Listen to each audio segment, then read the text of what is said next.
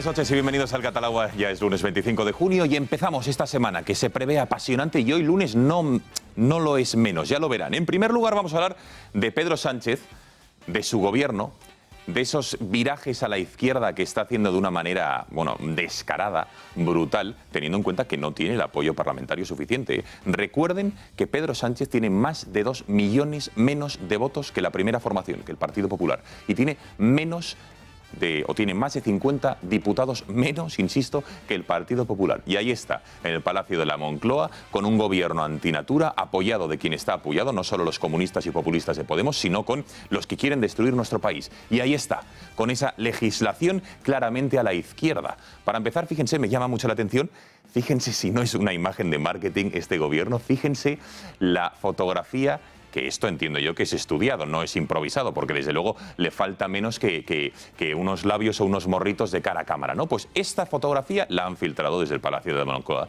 Evidentemente entendemos que sus asesores, como de su viaje a Europa. Pero del gobierno, de la agenda de Pedro Sánchez, más allá de venir ahora de Bruselas, de haberse reunido con el resto de líderes de la Unión Europea, donde han hablado de inmigración, por cierto, ahora escucharemos a Ábalos diciendo que España no se puede convertir en un puerto, digamos, donde desembarque toda la inmigración. Y de inmigración, en el mes de junio, España ya ha recibido más inmigración ilegal que Italia y que Grecia juntos. ¿Lo han oído? En junio hemos recibido más inmigrantes ilegales que Italia y Grecia juntos. Si eso no es efecto llamada, que venga Dios y lo vea. Pero a falta de votos, como les decía, y se gira a la izquierda, ojo, mañana en el Congreso se va a debatir la propuesta de ley socialista de la eutanasia. Vamos a hablar estos días aquí de la eutanasia, de qué es lo que se pretende, cuál es este proyecto, digamos, metafísico o antropológico, qué visión tienen del hombre, qué utilidad ven a las personas mayores, porque parece casi que sean una carga. Vamos a hablar de todo ello. Y ya lo saben, la memoria histórica, a vueltas otra vez con Franco, y la Iglesia Católica ya dijo que iba a revisar el concordato con la Santa Sede del 79. El tema del IBI, de cuándo paga impuestos la Iglesia, pero sin hablar de cómo revierte luego, digamos, la Iglesia, la buena, no digamos esa que está rodeada de clericalismo, no, cómo atiende, digamos, a los más pobres en nuestra sociedad. Y también vamos a hablar de esas cesiones al nacionalismo. Hoy se ha reunido con Íñigo Urkullu y parece que ya está hecho el traspaso, el acercamiento, mejor dicho, de los presos políticos y el traspaso de más transferencias, disculpen, hablaremos de todo ello. Y del debate de caras o de ideas en el Partido Popular. ¿A qué está jugando el partido de la calle Génova?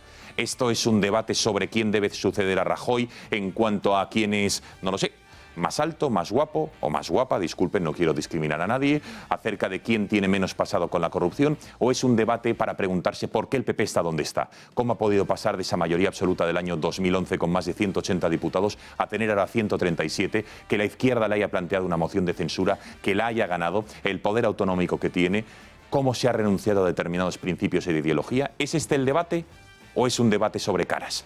Y se lo vamos a preguntar a uno de los candidatos. No está aquí, no es uno de los 4 favoritos, pero atención, al ser primarias puede haber sorpresas, con lo cual José Ramón García Hernández, este candidato diputado por Ávila, va a estar esta noche en el programa y le preguntaremos por todo ello.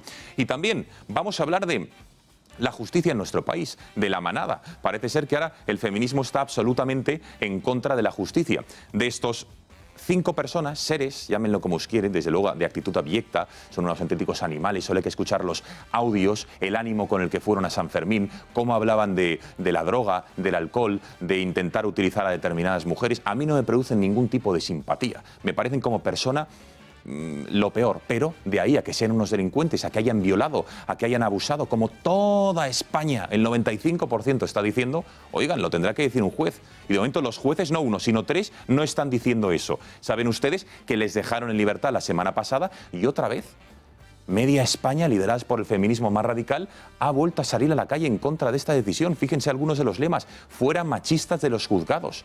Hablan ya, digamos, de un resetear las mentes para meter la ideología de género, porque dicen que se está atentando contra la mujer en esta sentencia. Algunas de las frases que están diciendo y que analizaremos hoy, por cierto, con el abogado de 4 de los 5 miembros de la manada, que va a estar esta noche aquí para hablar de todo ello. Dicen, están sufriendo una campaña contra este señor, este abogado y el abogado del Guardia Civil. Una campaña contra el juez discrepante. Se le está señalando, diciendo dónde vive, se le está persiguiendo. Es decir, no hay ningún respeto contra la justicia. Tampoco se asusten, contra el juez de Arena, el instructor de la causa del separatismo, también se está yendo a por él.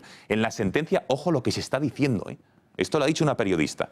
Nos declararon la guerra, no tenían suficiente con no haberles culpado o acusado de violación, sino que encima nos declaran la guerra a las mujeres. Justicia paralela sin garantías y es una campaña para reformar, se ha iniciado para reformar las mentes.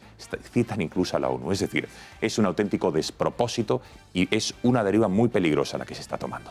Pasamos a la mesa, ya les digo que estará con nosotros el abogado de la manada para preguntarles, insisto, 5 personas que no producen ningún tipo de simpatía, pero la presunción de inocencia, con ellos, hasta el final, no lo duden.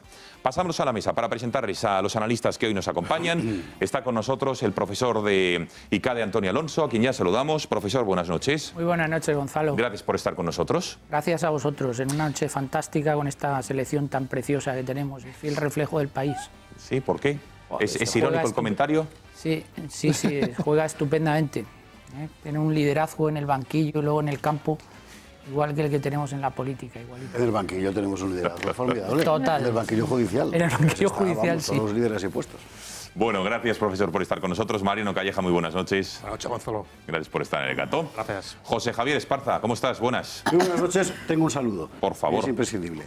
Para Pedro Ruiz, que estuvo, por cierto, el otro día en esta casa, en 6 Mujeres sin Piedad, y estuve la otra noche en su función en el Teatro Fígaro. Me han dicho que es fantástica. Está muy bien. O sea, son unas memorias llevadas a espectáculo. Y Pedro Ruiz ha conocido muy de cerca el mundo de la transición hasta muy recientemente, hasta la política actual, y de verdad que vale la pena. Así que, por supuesto, por haber estado aquí, faltaría más, amigo de la casa, pero además porque el espectáculo vale la pena. Un abrazo para Pedro Ruiz y todos los que estuvieron el otro día en el Fígaro con él y que aún seguirán porque el espectáculo se ha prolongado. Bueno, saludos desde luego a Pedro Ruiz. Por cierto, José Javier, jueves 28, este jueves a las 7 de la tarde, conferencia en el Club de Amigos sobre... No es lo mismo que lo de Pedro Ruiz, pero eso ahí lo ven, ahí lo ven. En cierto modo, la reconstrucción de la derecha española. No sé por qué me han puesto esa cara de sales malhumorado. Sales malhumorado. Pero quizá porque el tema no merece otro tipo de gesto, ¿no? Bueno, este jueves, es Amigos de Intereconomía. Se parece. 7 de la tarde. Parece un reo. Sí, efectivamente. De hecho, mira, el Lute y yo... 7 de la tarde. Pueden asistir llamando al 91 616 24 64 o, como siempre, escribiendo un email de la dirección de correo club@intereconomia.eu. La derecha española, entiendo que ahí hay de todo, desde el Partido Popular hasta partidos más a la derecha, si es que a Pepe no le gusta que haya partidos más a la derecha. En fin, muy interesante esta conferencia. Tampoco, por lo que hemos visto. Sí, eso también es verdad. Román Cendoya, buenas noches. Buenas noches.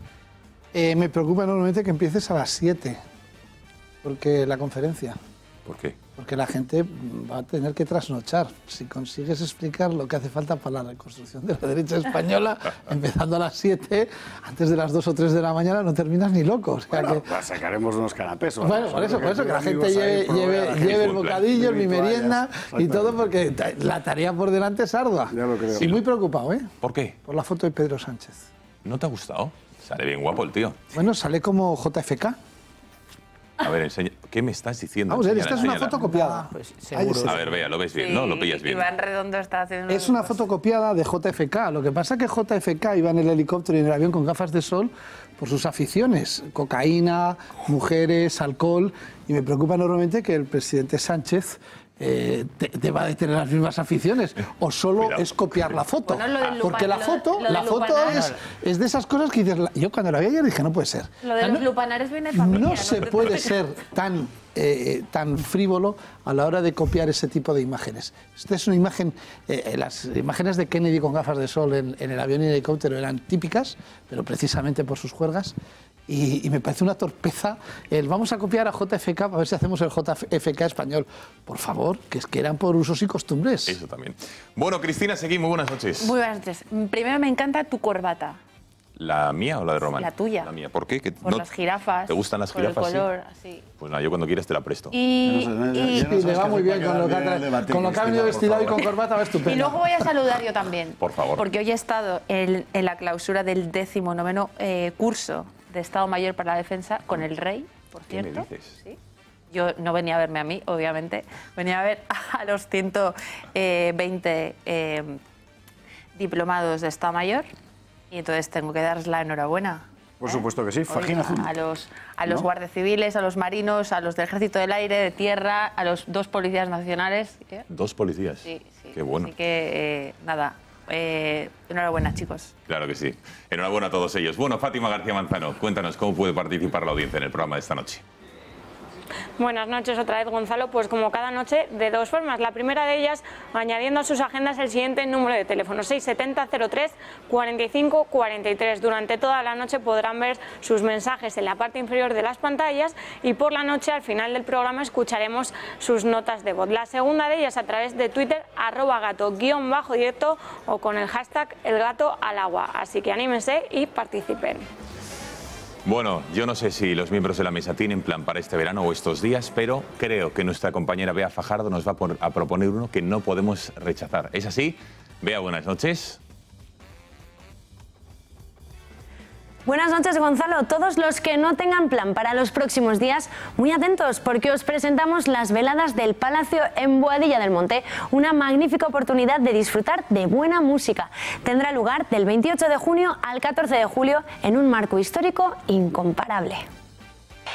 Este verano disfruta gratis en los jardines del Palacio del Infante Don Luis del mejor pop, flamenco y música clásica. Del 28 de junio al 14 de julio en concierto. Mikel Erenchun, José Mercé, Orquesta Metropolitana de Madrid, Annie B. Sweet, Jaime Urrutia, Antonio Carmona, Delica Chamber Orquesta, Pitingo, Revolver y la Orquesta Lírica Europea. Visita las veladas del Palacio. Visita Boadilla del Monte.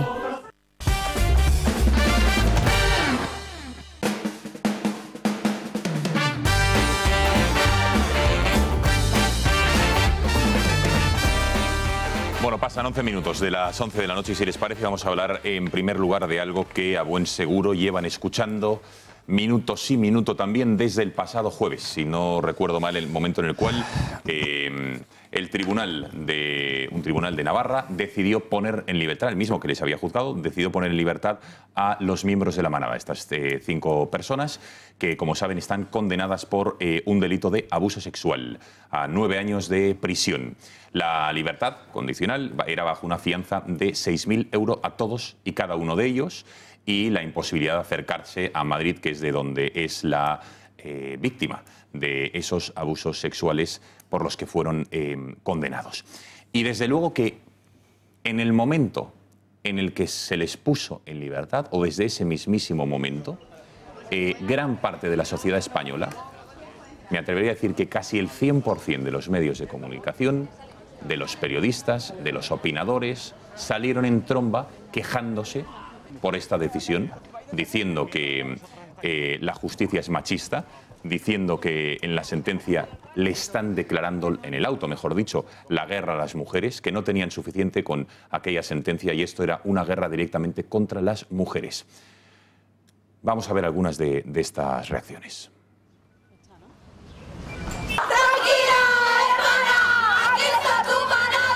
¡Esta justicia es una mierda! ¡Esta justicia es una mierda! ¡De justicia patriarcal! Así reaccionaron las calles a la puesta en libertad de los 5 miembros de la manada. Manifestaciones en toda España en contra de una justicia a la que califican de heteropatriarcal y de machista. Y es que hasta desde el propio gobierno se ha puesto en tela de juicio la profesionalidad del tribunal sentenciador, tanto que hasta se plantearon posicionarse como acusación en este caso. Que el Servicio Jurídico del Estado se persone como parte en defensa de las víctimas. Y claro, la Fiscalía ha tenido que darle un tirón de orejas al recién estrenado Ejecutivo y recordarles que la defensa y tutela de las víctimas está garantizada por la intervención del Ministerio Fiscal. También en las redes sociales se ha polarizado el debate. Al bombardeo de tweets y vídeos bajo el hashtag Yo sí te creo se ha sumado el de aquellos quienes bajo el lema Respetad su defensa han abogado por defender el Estado de Derecho porque todo el mundo dicen merece un juicio juicio justo y poder defenderse, o porque siempre hay que respetar la independencia judicial y a todos los profesionales. Pero aún así, algunas organizaciones feministas han optado por llenar Sevilla de carteles como este, en el que piden a los comerciantes que no atiendan a los miembros de la manada, o incluso que piden el boicot a aquellos medios de comunicación que estén gestionando una entrevista con los acusados. Un boicot al que, como no, se ha unido la portavoz del PSOE en el Congreso, Adriana Lastra. Me ha llegado un mensaje advirtiendo de que hay cadenas de televisión solicitando entrevistas a la manada. Supongo, espero, deseo que sea un bulo. Y si es cierto, boicot a los programas y anunciantes. Por el momento, ellos han acudido a firmar a los juzgados y han optado por el silencio. ¿Qué te parecen las manifestaciones que está haciendo por toda España? Ángel, ¿no pedirías perdón a la víctima? De hecho, estas han sido hoy las únicas palabras del Brenda. Me ha pisado usted detrás. Perdone. No pasa nada, esto fuese eso. Aunque horas antes había agradecido a su barrio la acogida. La verdad es que muy contento con el recibimiento de la gente ayer en el establecimiento, dándome las gracias, diciéndome que por fin había acabado la justicia. Un barrio muy polarizado, porque hay quienes lo abrazan y vecinos que publican cartas en las que muestran su indignación por tener que convivir con los miembros de la manada. Bueno, y esto es lo que ha ocurrido. Y desde luego aquí hay que dejar claro una cosa. En la mesa, evidentemente, los miembros y analistas van a decir lo que les venga en gana. Pero en esta casa siempre hemos informado. Y en esta casa siempre hemos creído en la presunción de inocencia de todo el mundo. A mí estas personas, desde luego, a mí no me gustaría que ninguno de mis 4 hijos fuese como ninguno de estos 5 miembros de la manada. Me parecen unos auténticos animales. Solo hay que ver las intenciones con las que fueron a los Sanfermines, intentando utilizar, diciendo, pues, droga, alcohol y demás. Pero de ahí a esta condena de antemano que se le ha hecho, sin escuchar, sin haberse leído la sentencia, sin haberse leído el auto de los jueces que les han dejado en libertad, hay un trecho. Y aquí, desde luego, queremos escuchar a todas las partes. Para ello, tenemos conexión con Agustín Martínez, que es el abogado de 4 de los 5 miembros de la manada. Señor Martínez, buenas noches. ¿Van a cebarnos un poquito? ¿Van a poner la imagen? Buenas noches. ¿Qué le parece la alarma social que acabamos de ver que ha causado el caso de la manada? Lo que fue, en primer lugar, la sentencia que no les condenaba por violación, sino por abusos sexuales, y ahora la decisión de la justicia navarra de dejarles en libertad condicional. Ha visto que media España está, o más de la mitad de España, está absolutamente indignada. ¿Qué le parece esta reacción?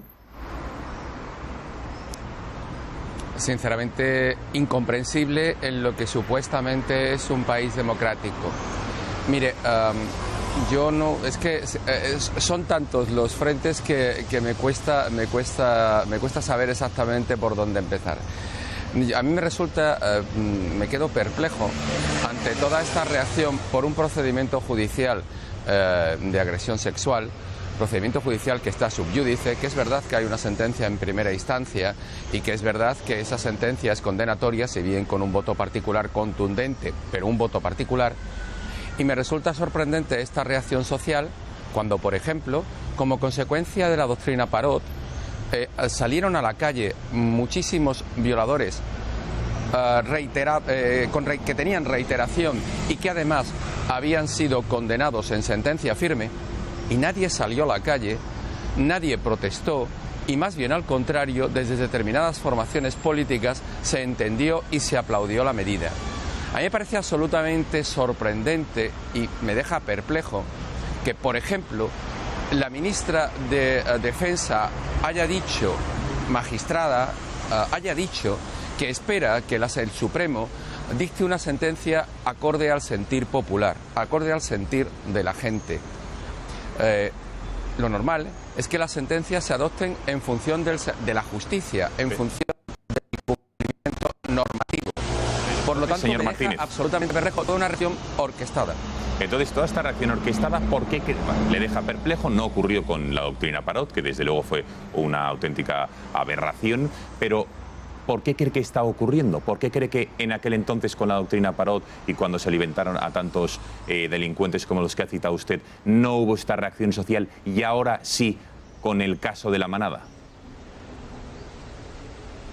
Mire, por una parte, yo creo que por una cuestión ideológica, algunos grupos políticos han utilizado A mí la política me importa evidentemente, pero no tengo ninguna vinculación política absolutamente con nadie. Pero curiosamente, algunos grupos políticos de izquierda han utilizado esto como una especie de aldabonazo que surge desde Euskadi, bueno, mejor dicho, desde Navarra, y se utiliza de una manera francamente brutal, simplemente con una cuestión, casi si me apuran, de lavado de imagen. Pero por otro lado, no debo de dejar también de poner de manifiesto la cobardía de determinadas formaciones que no son de izquierdas y que se han apuntado a no decir lo que realmente tienen que decir, que es que las normas hay que cumplir, los tribunales hay que respetarlos y todo esto debe estar dentro de un Estado de Derecho, y se han apuntado a esta forma de intentar quedar bien con comentarios bastante desafortunados.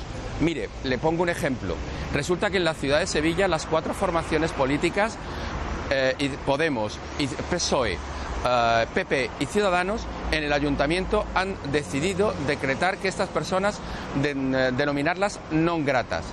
Ni se les pasó por la cabeza hacerlo con Carcaño, asesino, con una sentencia firme, con una chica que no ha aparecido, ni se les pasó por la imaginación. Y ahora de pronto se han aventurado rápidamente. Se refería usted al caso de Marta del Castillo, ¿no? Asesino de Marta del Castillo. Eso es. Efectivamente. Bueno, pues, condenado, con una sentencia firme, no aparece el cuerpo. Nadie se le ocurrió declarar persona non grata a este hombre.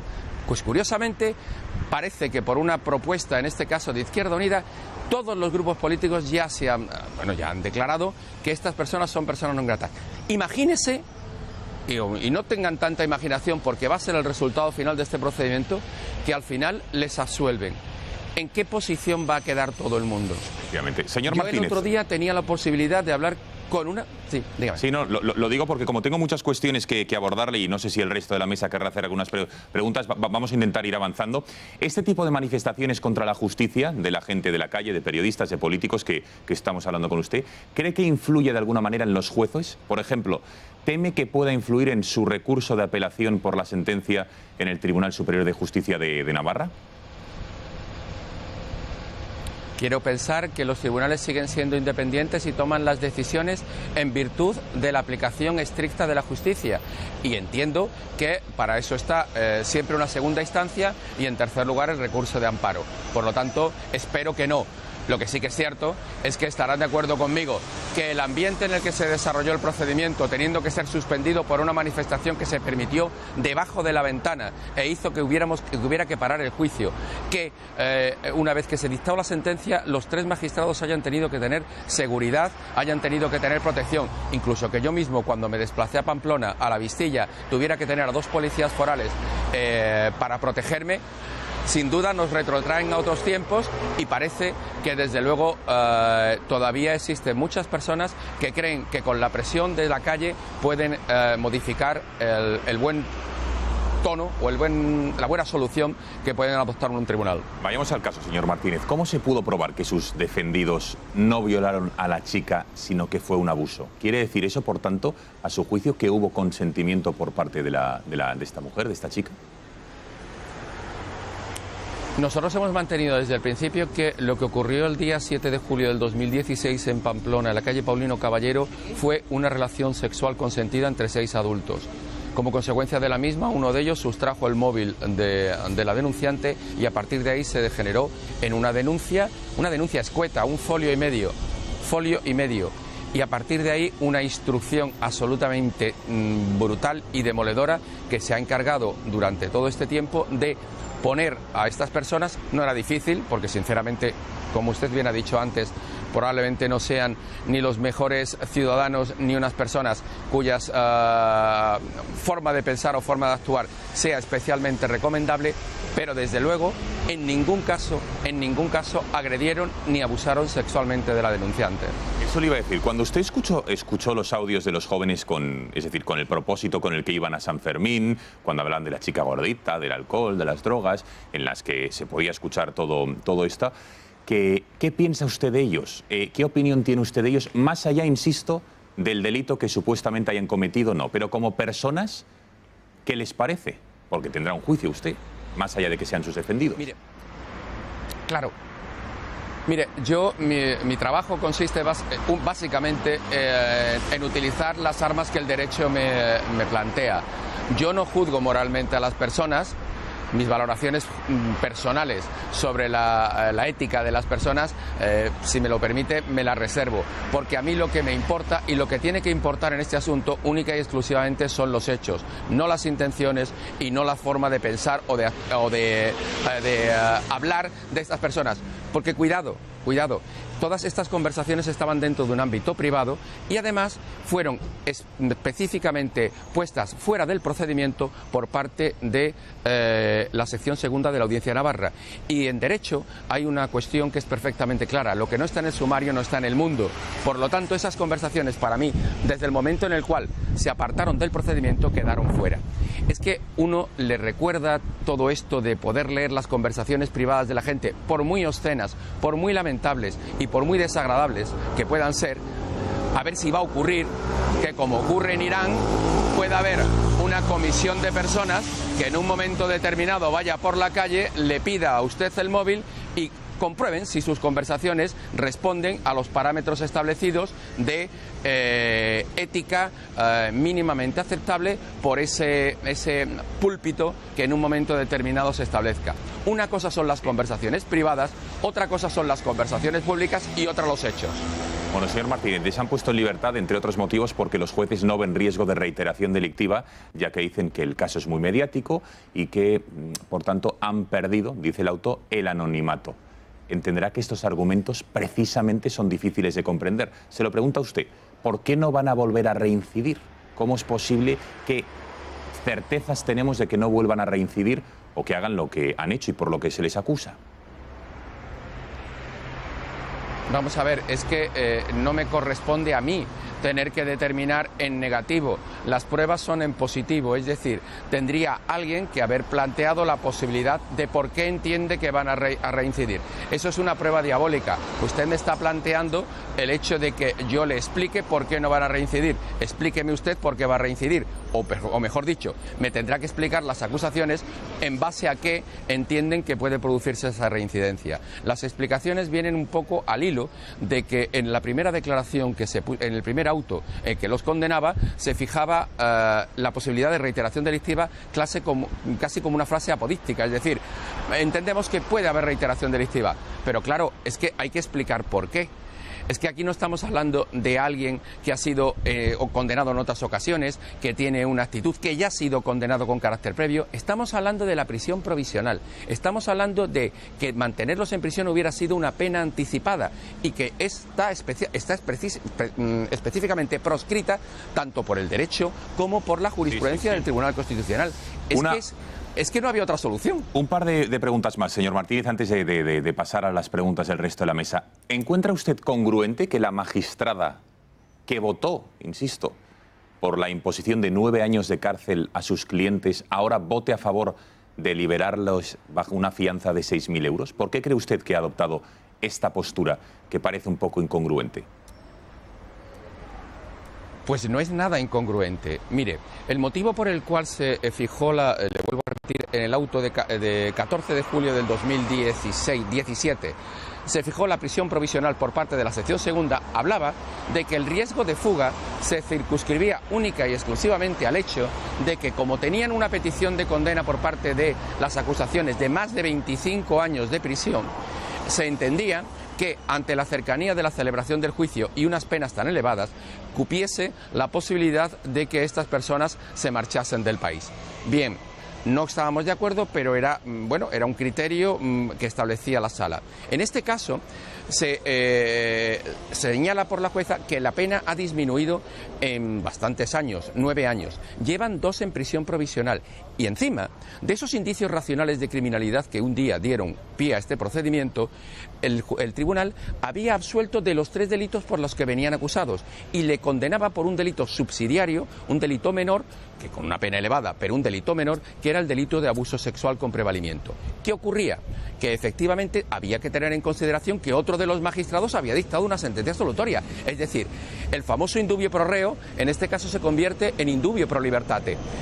Es normal que las circunstancias habían cambiado, había disminuido, el riesgo de fuga es menor, nadie discutía el arraigo, y por lo tanto entendía el tribunal que no debería prorrogarse, que, cuidado, la prórroga en la prisión provisional es algo profundamente excepcional.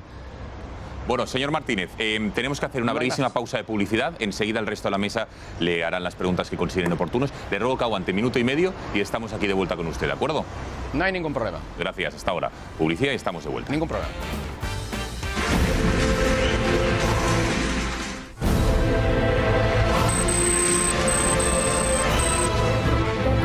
President de la Generalitat de Catalunya, autoritats estatals. Veiem la realització de Televisió Espanyola, com es mostra part del públic.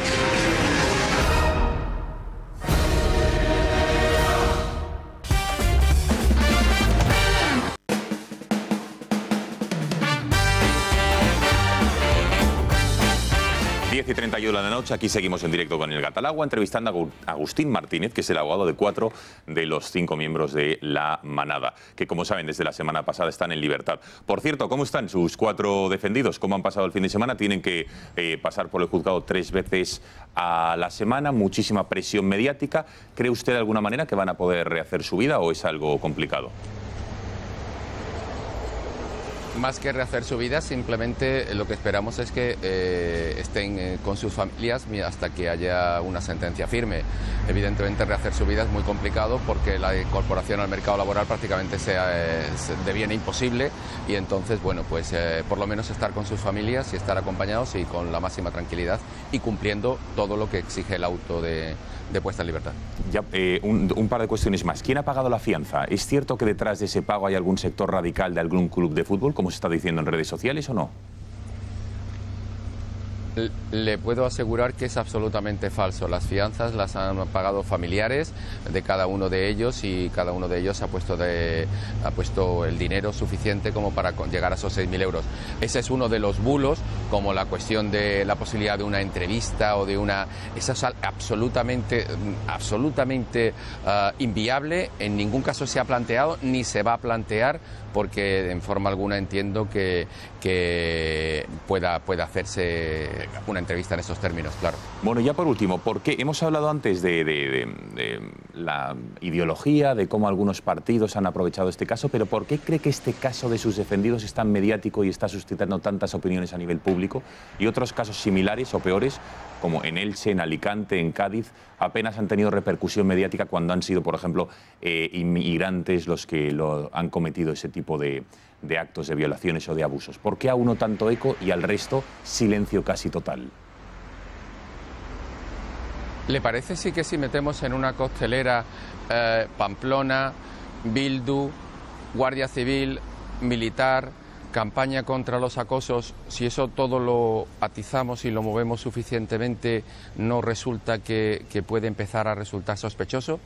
Para que se haga una idea, durante todo el proceso de instrucción empezaron a aparecer y a filtrarse de manera absolutamente sorprendente, pues mensajes, imágenes, conversaciones absolutamente sesgadas. Todos esos chats que ustedes ven, esas conversaciones, no son una conversación unívoca, son frases sacadas de cada uno de los chats, montadas de una forma, en un montaje perfecto que da a unas personas que desde luego tampoco le hacía mucha falta para ponerlos moralmente mal, pues todavía muchísimo peor y como una especie de monstruos que en forma alguna responde a lo que realmente es el contenido de las conversaciones.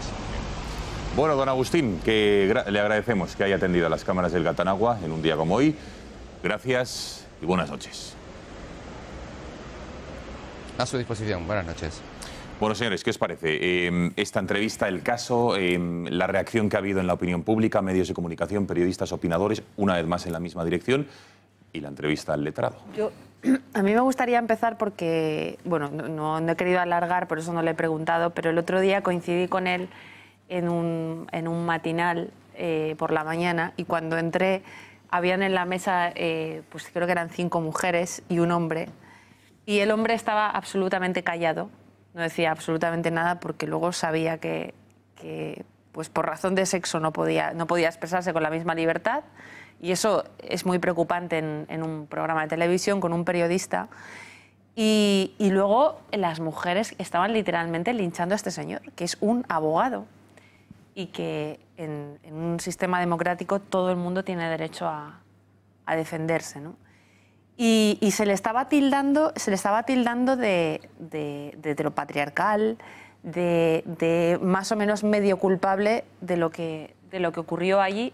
Y me llama la atención, que es lo que estaba comentando ahora fuera de cámara, porque esta señora, aparte de su carrera de abogado, ha tenido que hacer un curso intensivo de cómo poder defenderse en los medios. Y me preocupa que sea porque ha entendido que la defensa de este caso, me preocupa porque de ahora en adelante habrá muchos más casos así, se lleva más en los platos de televisión, se tiene que defender más en los platos de televisión que en una sala, ¿no? O por lo menos que ha de defenderse igual.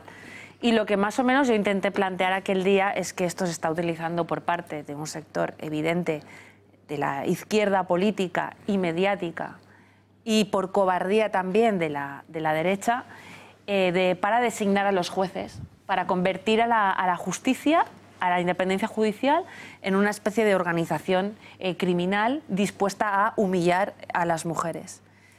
Todo eso gracias a una ley, que es la Ley Integral contra la Violencia de Género, que propugna la falta de presunción de inocencia, una asimetría penal evidente, y que aquellos que creemos en la inocencia o culpabilidad de todas las personas, independientemente de su sexo, pero que antes deben ser demostradas en un juicio, pues al final se esté dejando absolutamente de lado. Román. No sé, a mí los muchachos estos me parecen aberrantes. Yo tengo que decir que estoy en contra de la justicia de las masas, que estoy en contra de la justicia de las turbas y que estoy en contra de que de la criminalización del varón, en el que porque haya pasado esto y unos jueces hayan dejado cumpliendo la ley en libertad a estos condenados en primera instancia, todos seamos más o menos sospechosos de heteropatriarcado machista violador potencial. Me niego absolutamente.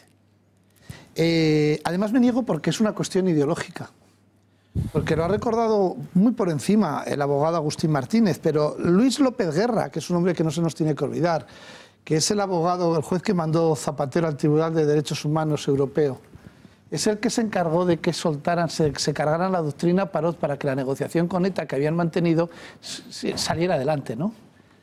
A todas estas feministas que están en la calle y que exigen el derecho de ir borrachas y solas a casa todas las noches, que lo pueden hacer tranquilamente, porque no todos los días es San Fermín y no todos los días todas las mujeres en este país van borrachas y solas por la calle, no les importará que Antonio García Carbonell, violador múltiple, se quedará en libertad.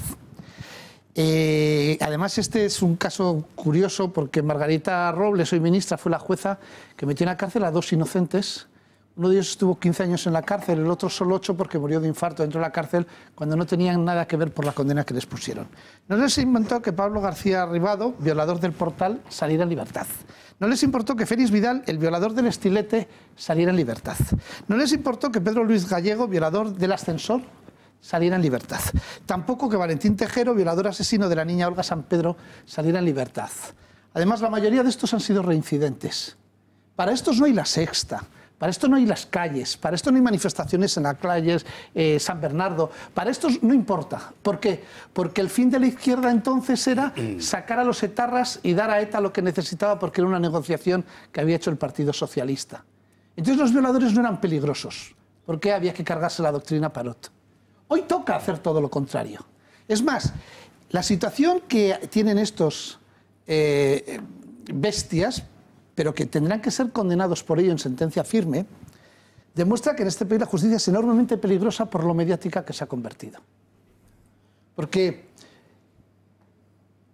si estos están en libertad, que están porque el derecho les ampara estar en libertad, que hay un voto particular en el que pone en duda, y es más, en la sentencia no les acusa ninguna de los dos que les condena por violación, y habrá que esperar a ver qué dice el Supremo al respecto, porque en la reforma del Código Penal el delito de violación quedó tan difuminada, de una manera tan interpretativa, que da a esta sentencia en que ninguno les acusa de violación y hay un voto particular.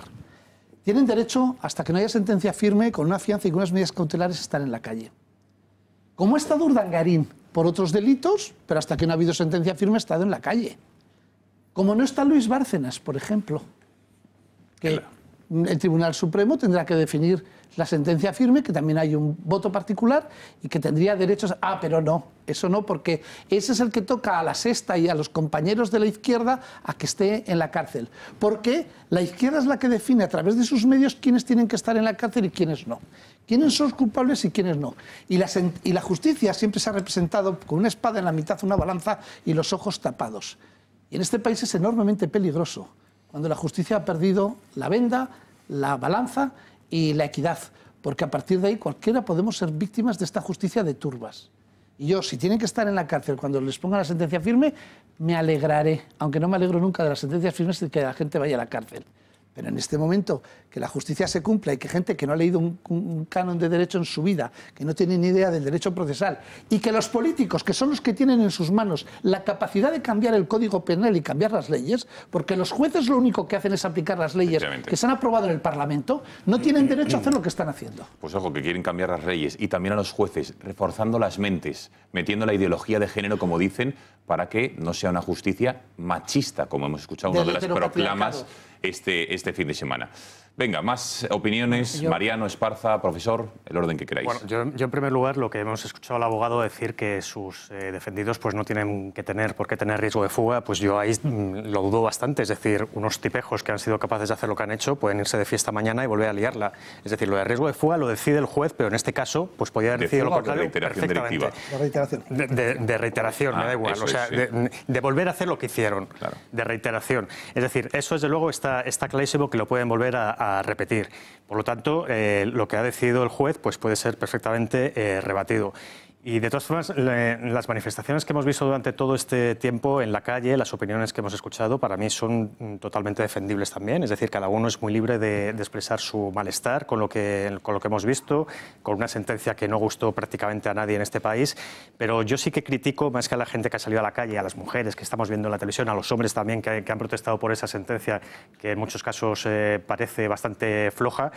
Yo sí que critico lo que ha sido la actuación del gobierno, del anterior y del actual. Porque al gobierno, por lo menos, hay que pedirle mesura, hay que pedirle prudencia, hay que pedirle respeto al Estado de Derecho y, en concreto, a la actividad de los jueces y de los tribunales. Y es exactamente lo que no hemos visto ni en el gobierno anterior de Rajoy ni en el gobierno actual de Pedro Sánchez. El gobierno anterior, por parte, sobre todo, del ministro de Justicia, que yo creo que fue uno de los que cometió uno de los mayores errores cuando se puso de frente totalmente frente al tribunal que dictó sentencia, en concreto sobre el que hizo el voto particular, ¿no? Yo creo que eso fue un error monumental que no se puede consentir en ningún caso y que pone pues en serio peligro lo que debería ser el respeto a la independencia de los jueces. Yo creo que es el gobierno el que tiene que empezar a ganarse el respeto, respetando él al resto de los poderes del Estado.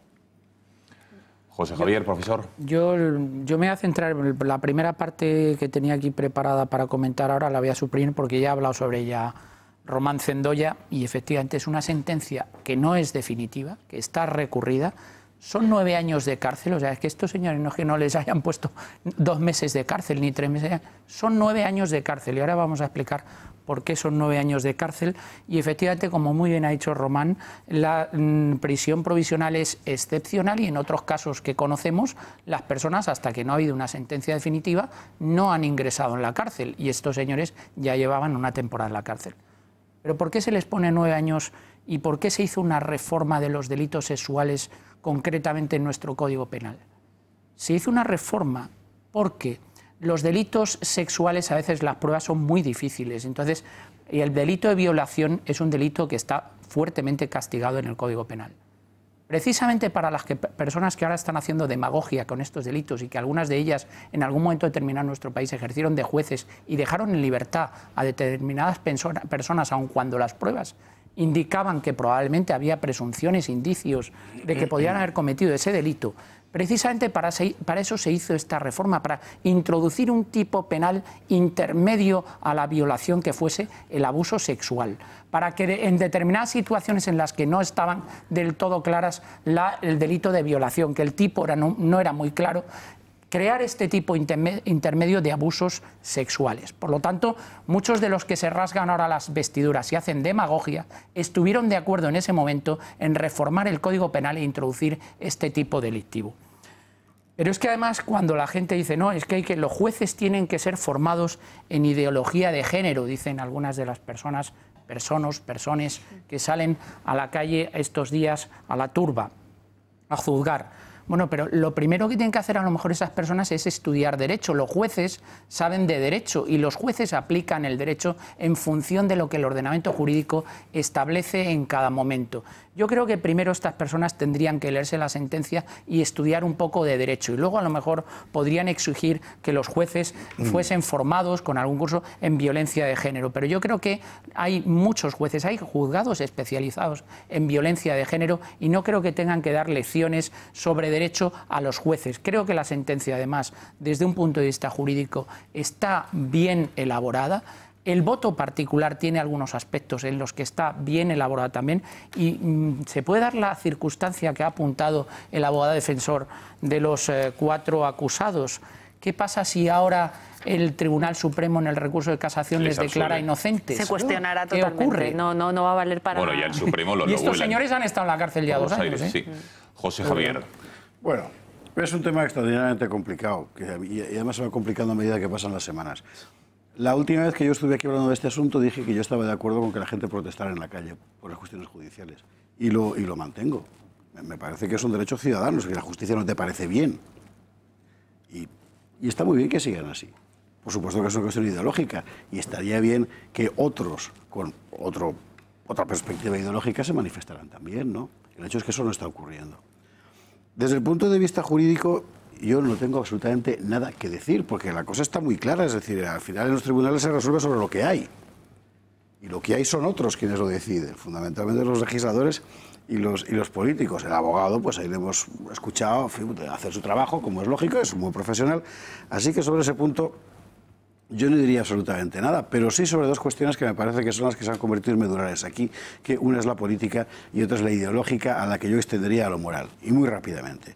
Desde el punto de vista político, los políticos están para hacer las leyes, y Antonio ha explicado muy bien cuál ha sido la génesis de este asunto. Los políticos están para hacer las leyes, aprobándolas por las cámaras que sirven para eso, y que luego protesten tiene un sentido, en fin, bastante escaso. Que además traten de utilizarlo, lo que en este caso, desde mi punto de vista, es una justa indignación popular, traten de utilizarlo para imponer su corsé ideológico, como es la ministra de Justicia, la que ha dicho lo de reformar las mentes, ¿no? Que es una cosa que suena a campo de concentración chino de Mao Zedong. Me parece tremendamente peligroso. Pero seguramente es donde iremos, porque el problema es que esas mentes están vacías. Y aquí llego a la cuestión ideológica. Esto que han hecho estos animales es el producto de una forma de entender la sociedad que llevamos muchos años, no solo, por cierto, en España, ¿verdad?, construyendo. El resultado es este. Si nadie es capaz de plantear el debate de carácter moral, y utilizo esa palabra que hoy parece que está prohibida, de por qué pasa esto, lo lógico es que el debate se reduzca solo a lo ideológico. Y creo que nadie tiene derecho a reprochar que el debate se manifieste en lo ideológico, puesto que nadie ofrece otra versión. Y al final lo que es evidente es que estás viendo algo que es horroroso. Lo juzgues como lo juzgues. Eso sí, yo ampliaría el reproche a todos los casos semejantes de los que no habrá nadie. Pienso, por ejemplo, en el de esa chica que denunciaba la violación grupal de 4 argelinos en Alicante. Y, por cierto, no argelinos de los que han venido en patera, porque uno es multimillonario. ¿Con eso qué pasa? Eso no es heteropatriarcado. Vamos a ver algunos de los ejemplos que está poniendo José Javier Esparza de otro tipo de abusos, de violaciones, de los que nadie absolutamente habla, existen, se han producido y no tienen eco mediático. Vean. El caso más conocido de una violación múltiple es el de la manada en los Sanfermines de 2016, pero no el único. En los últimos años se han denunciado otras agresiones que, sin embargo, no han tenido ningún juicio paralelo ni mediático. ¿Pero por qué? Ocurrió hace 2 años. Una turista procedente de Dinamarca llegó a esta playa de Mogán, en Gran Canaria, para pasar unas navidades, pero tras pasar una noche de fiesta, presuntamente 4 hombres de nacionalidad marroquí de entre 26 y 32 años la arrastraron hasta la parte trasera de un centro comercial. Allí, según la Guardia Civil, se turnaron para abusar de ella. Las detenciones fueron posibles por las grabaciones de una cámara de seguridad. O la joven paraguaya de 27 años, también violada por 4 hombres procedentes de Rumanía, aquí en La Cartuja, Sevilla. Ella se subió al coche de un amigo, pero fue sorprendida por los amigos de este, que abusaron de ella repetidamente. En marzo de este mismo año, 10 hombres de nacionalidad argelina fueron detenidos en Alicante por agredir sexualmente a 3 chicas fugadas de un centro de menores de la Generalitat. Supuestamente les ofrecieron drogas y dinero para conseguir que les acompañaran hasta un piso donde se produjeron los abusos. Las últimas, hoy mismo. 4 personas han sido detenidas tras haber violado supuestamente hace un par de semanas a una joven en el maletero de un coche a la salida de una discoteca en Sant Boi de Llobregat, Barcelona. Los hechos ocurrieron la madrugada del pasado 19 de mayo.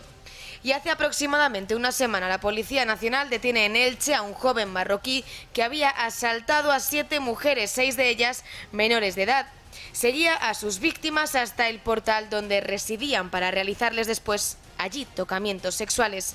Y como estos, muchos otros más que nunca han visto la luz a pesar de la gravedad de los hechos. Y yo con esto quiero subrayar la hipocresía mediática de la izquierda y también la hipocresía paralela de la derecha. Porque no basta para examinar estas situaciones con decir que la ley actúe. Es evidente que no basta, porque está ocurriendo. Y tampoco basta decir la manada, porque es que hay muchas más manadas. Así que me gustaría, no sé, apelar a que la gente tenga un poco, ¿cómo decir?, cierta objetividad a la hora de enjuiciar lo que está pasando. ¿Pero a qué debate moral hacía referencia que nadie se atreve a abrir, has dicho? Es evidente que tenemos un problema de educación sexual y que después de muchos años de ser la educación sexual una asignatura de curso común, está teniendo un resultado bastante parco, porque estas cosas ocurren. Y no es una cuestión reconducible desde mi punto de vista a la ideología de género. Creo que no lo es.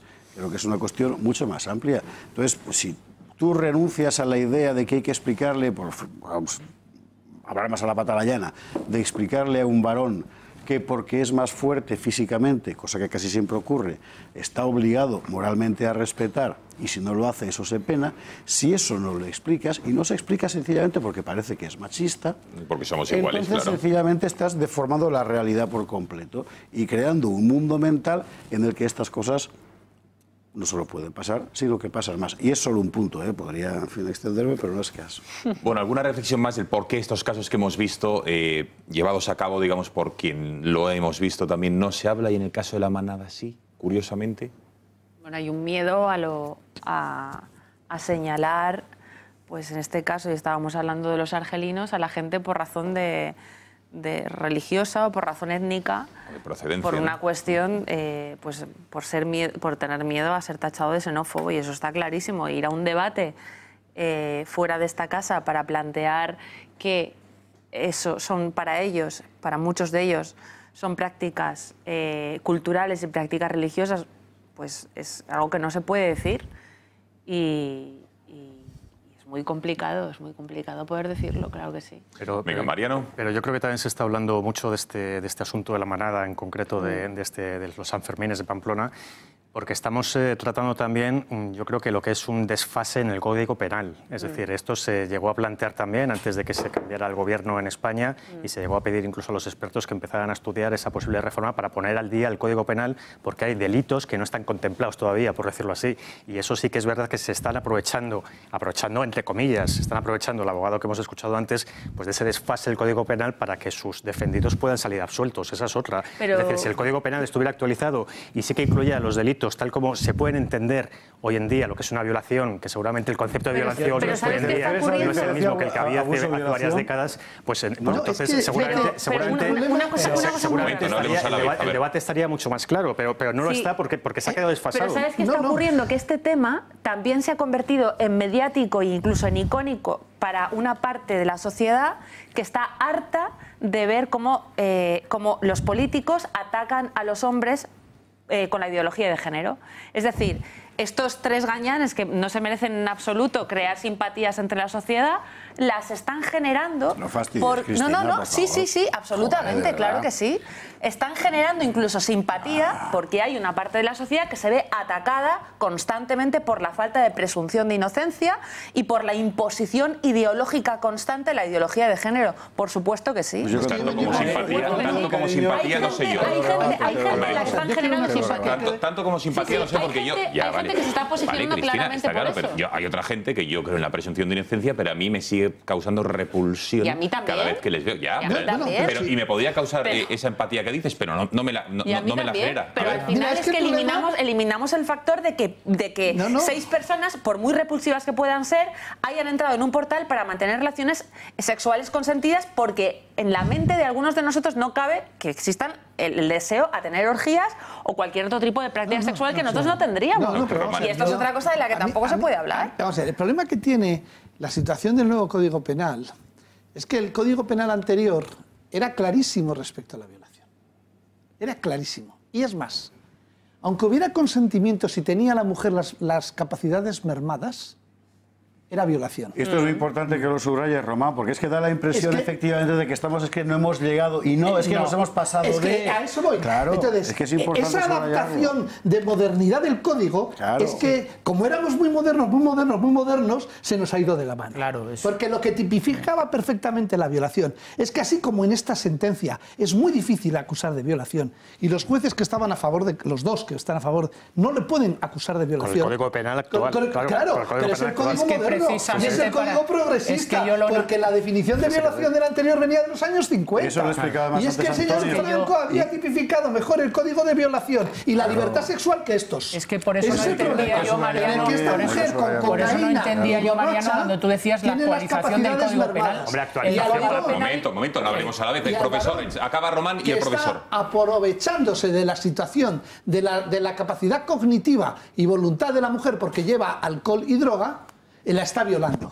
Pero como somos muy modernos y la libertad sexual tenía que llegar a otras partes, lo quitamos eso porque aquí hacemos lo que nos sale con nuestro cuerpo, lo que nos da la gana. Entonces ahora el problema es que la reforma del Código Penal tiene que ir hacia atrás. Es que hay veces que ser conservador es ser progresista. Eso no lo entienden en la sexta, eso no lo entienden en la 4, eso no lo entiende el PSOE, eso no lo entiende el Partido Popular de Mariano Rajoy. Es que no lo saben, Román, y por eso hay que explicarlo. Por eso yo hablaba antes de la demagogia, de que ahora todo el progresismo que sale a la calle precisamente han sido los culpables de que el Código Penal esté como esté en este momento. Por eso, cuando Mariano decía de la actualización del Código Penal, hombre, el Código Penal no es de 1995, y yo creo que hay otros asuntos en el Código Penal probablemente más dignos de atención que este. A mí me parece muy digno, me parece un asunto muy digno. Sí, a mí también, a mí también, a ti te puede parecer. A mí me parece que está razonablemente, a ver, lo que no puede, pero ¿a ti qué te parecería que fuésemos a un Código Penal como entonces, como antes, en el que hubiese una carga punitiva muchísimo mayor?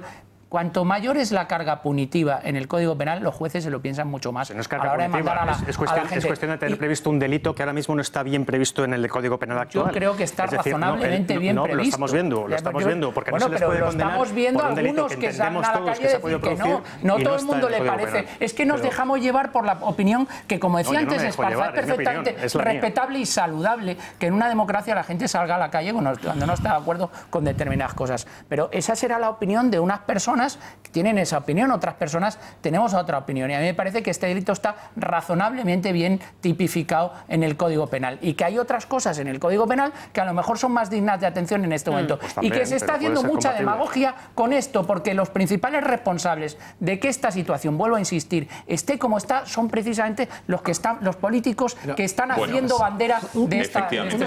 Es que tenemos ya a nuestro próximo invitado, ya está en el plató del Gatalagua, es uno de los candidatos, atención, a la presidencia del Partido Popular.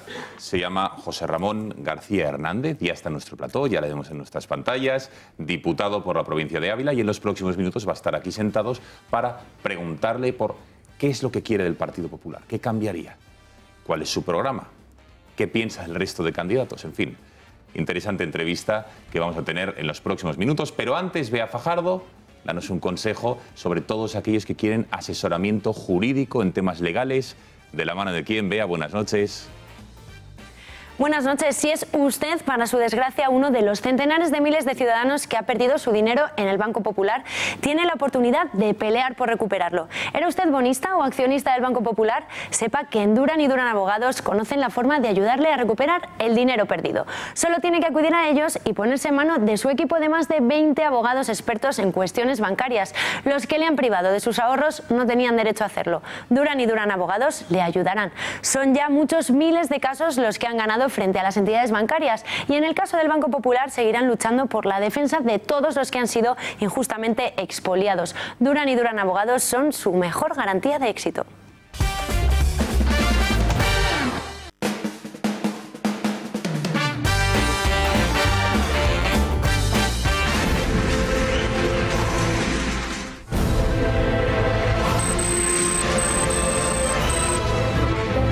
President de la Generalitat de Catalunya, autoritats estatals... Veiem la realització de Televisió Espanyola com ens mostra part del públic.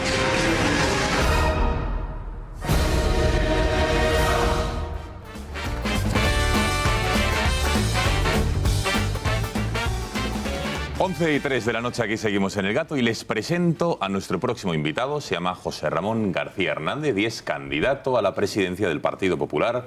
Don José Ramón, muy buenas noches. Muy buenas noches, ¿qué tal estás? Gracias por estar con nosotros en El Gato. Encantado de estar aquí. Bueno, y ustedes dirán, bueno, ya le están viendo en redes sociales, en televisiones. Aquí en El Gato hemos escuchado algunas de sus propuestas en los últimos 10 días aproximadamente, pero les hemos preparado un pequeño informe sobre quién es José Ramón García Hernández. De dónde viene y, sobre todo, a dónde quiere ir. ¿A dónde vamos? Que esta es la más importante.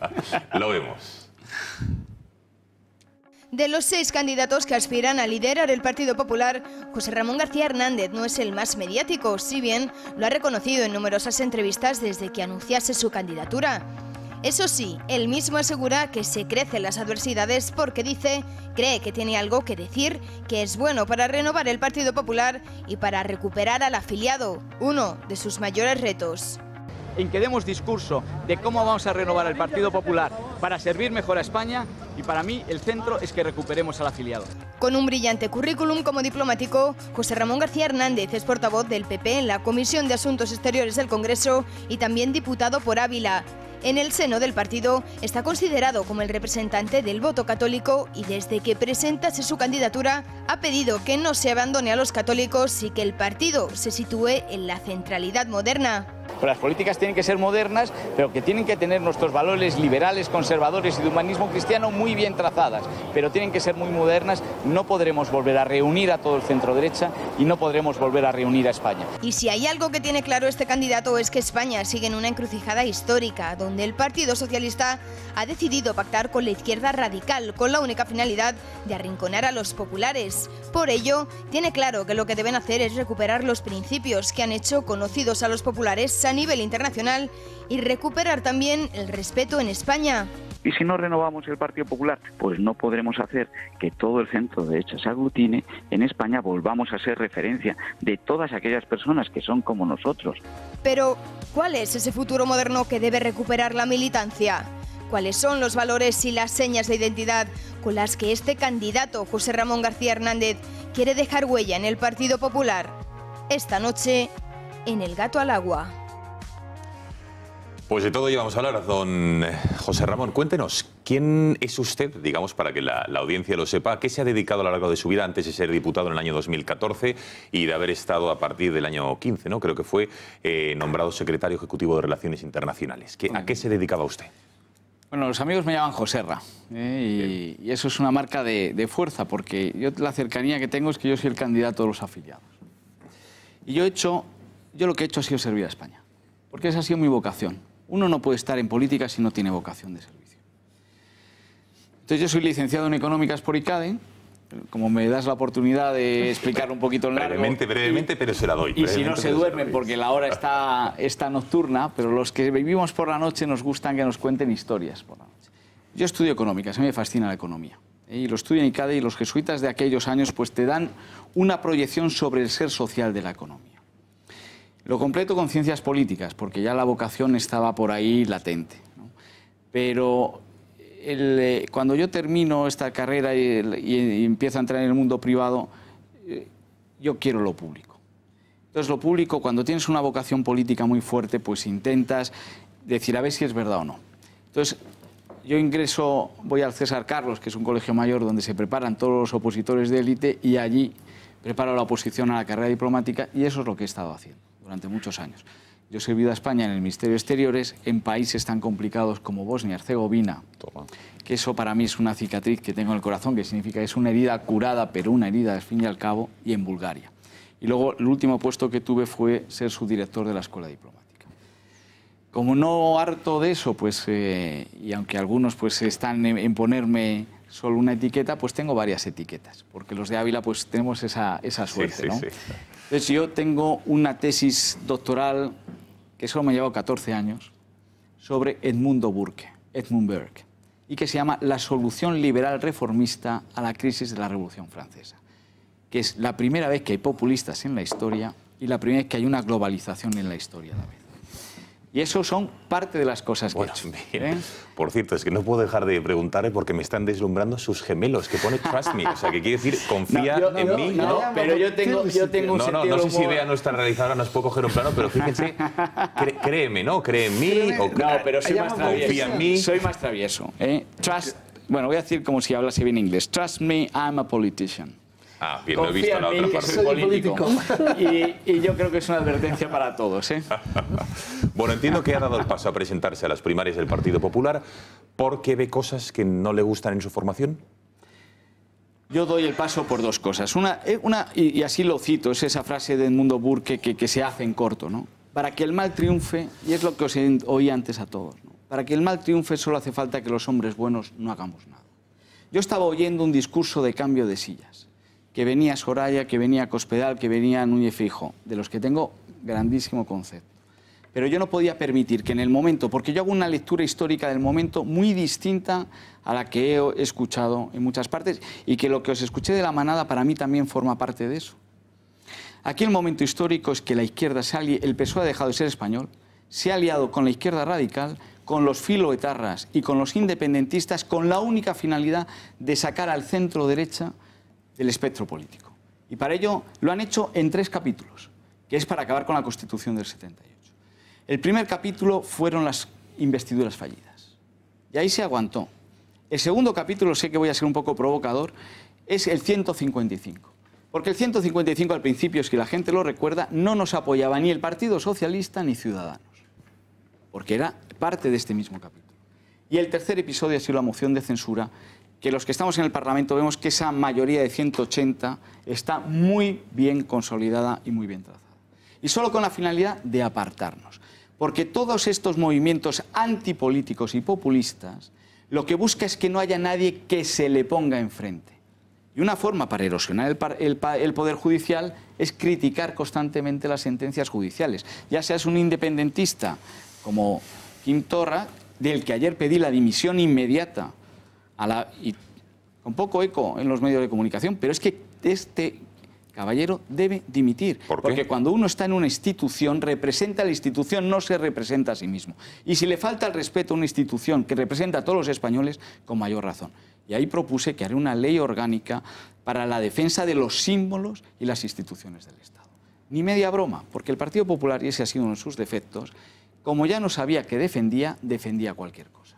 Y nosotros tenemos que empezar a defender en lo que creemos. Y por eso yo propongo una recuperación de esos principios que nos han hecho ser un partido grande y reconocible, inspirados, como sacasteis en el vídeo, en el liberalismo, que pone la libertad, el valor central y la reforma permanente, en el conservadurismo, que yo lo ejemplifico en una frase, que es que la España que vayamos a dejar a nuestros hijos tiene que ser tan buena como la que nos dejaron nuestros padres, igualmente reconocibles. Y sé que aquí, y sobre todo a Mariano, que le gusta mucho esto, en el humanismo cristiano. Mariano Calleja, sobre todo este último punto, porque al otro no sabemos, o por lo menos por sus actos no. El humanismo cristiano, porque el humanismo cristiano te pone en el centro a la persona. Su concepción, cómo es, y aquí aparece la familia, que es la institución central donde la persona se desarrolla. Pero, señor García Hernández, ¿qué le diferencia de los otros 4 candidatos? Porque algunos, y aquí en este programa les hemos escuchado también hablar de liberalismo, conservadurismo, incluso del humanismo cristiano. Pablo Casado también nos habló de la familia como eje. Pero ¿qué le diferencia de sus principales contrincantes? Hombre, primero que soy el primero en hablar de estas cosas. A mí que los demás refuercen mi mensaje me parece extraordinario, porque si el Partido Popular, que se tiene que reunir después de este proceso, empieza a convergir en los debates que salgamos, yo estoy encantado. Esto no es una cosa de personas. Si no nos equivocamos y nos cargamos todo el centro derecha, al que le ha salido un competidor muy molón, de color naranja, que no es de centro derecha.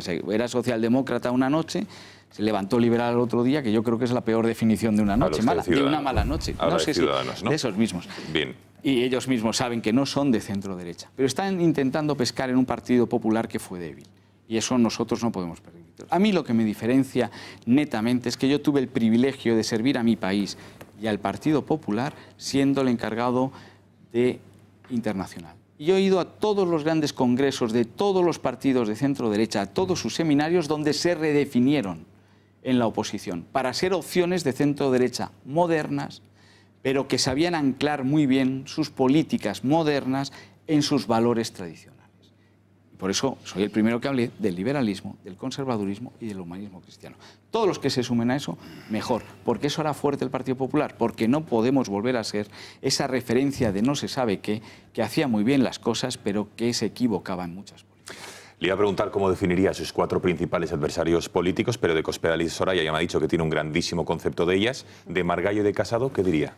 Pues mira, yo con Margallo no dejo de reírme porque el sentido del humor es esa cualidad que dan los dioses a ciertas personas elegidas y a Margallo lo eligió con ese sentido del humor que tiene fino y bueno, pues aquí en estas imágenes nos estamos riendo los dos.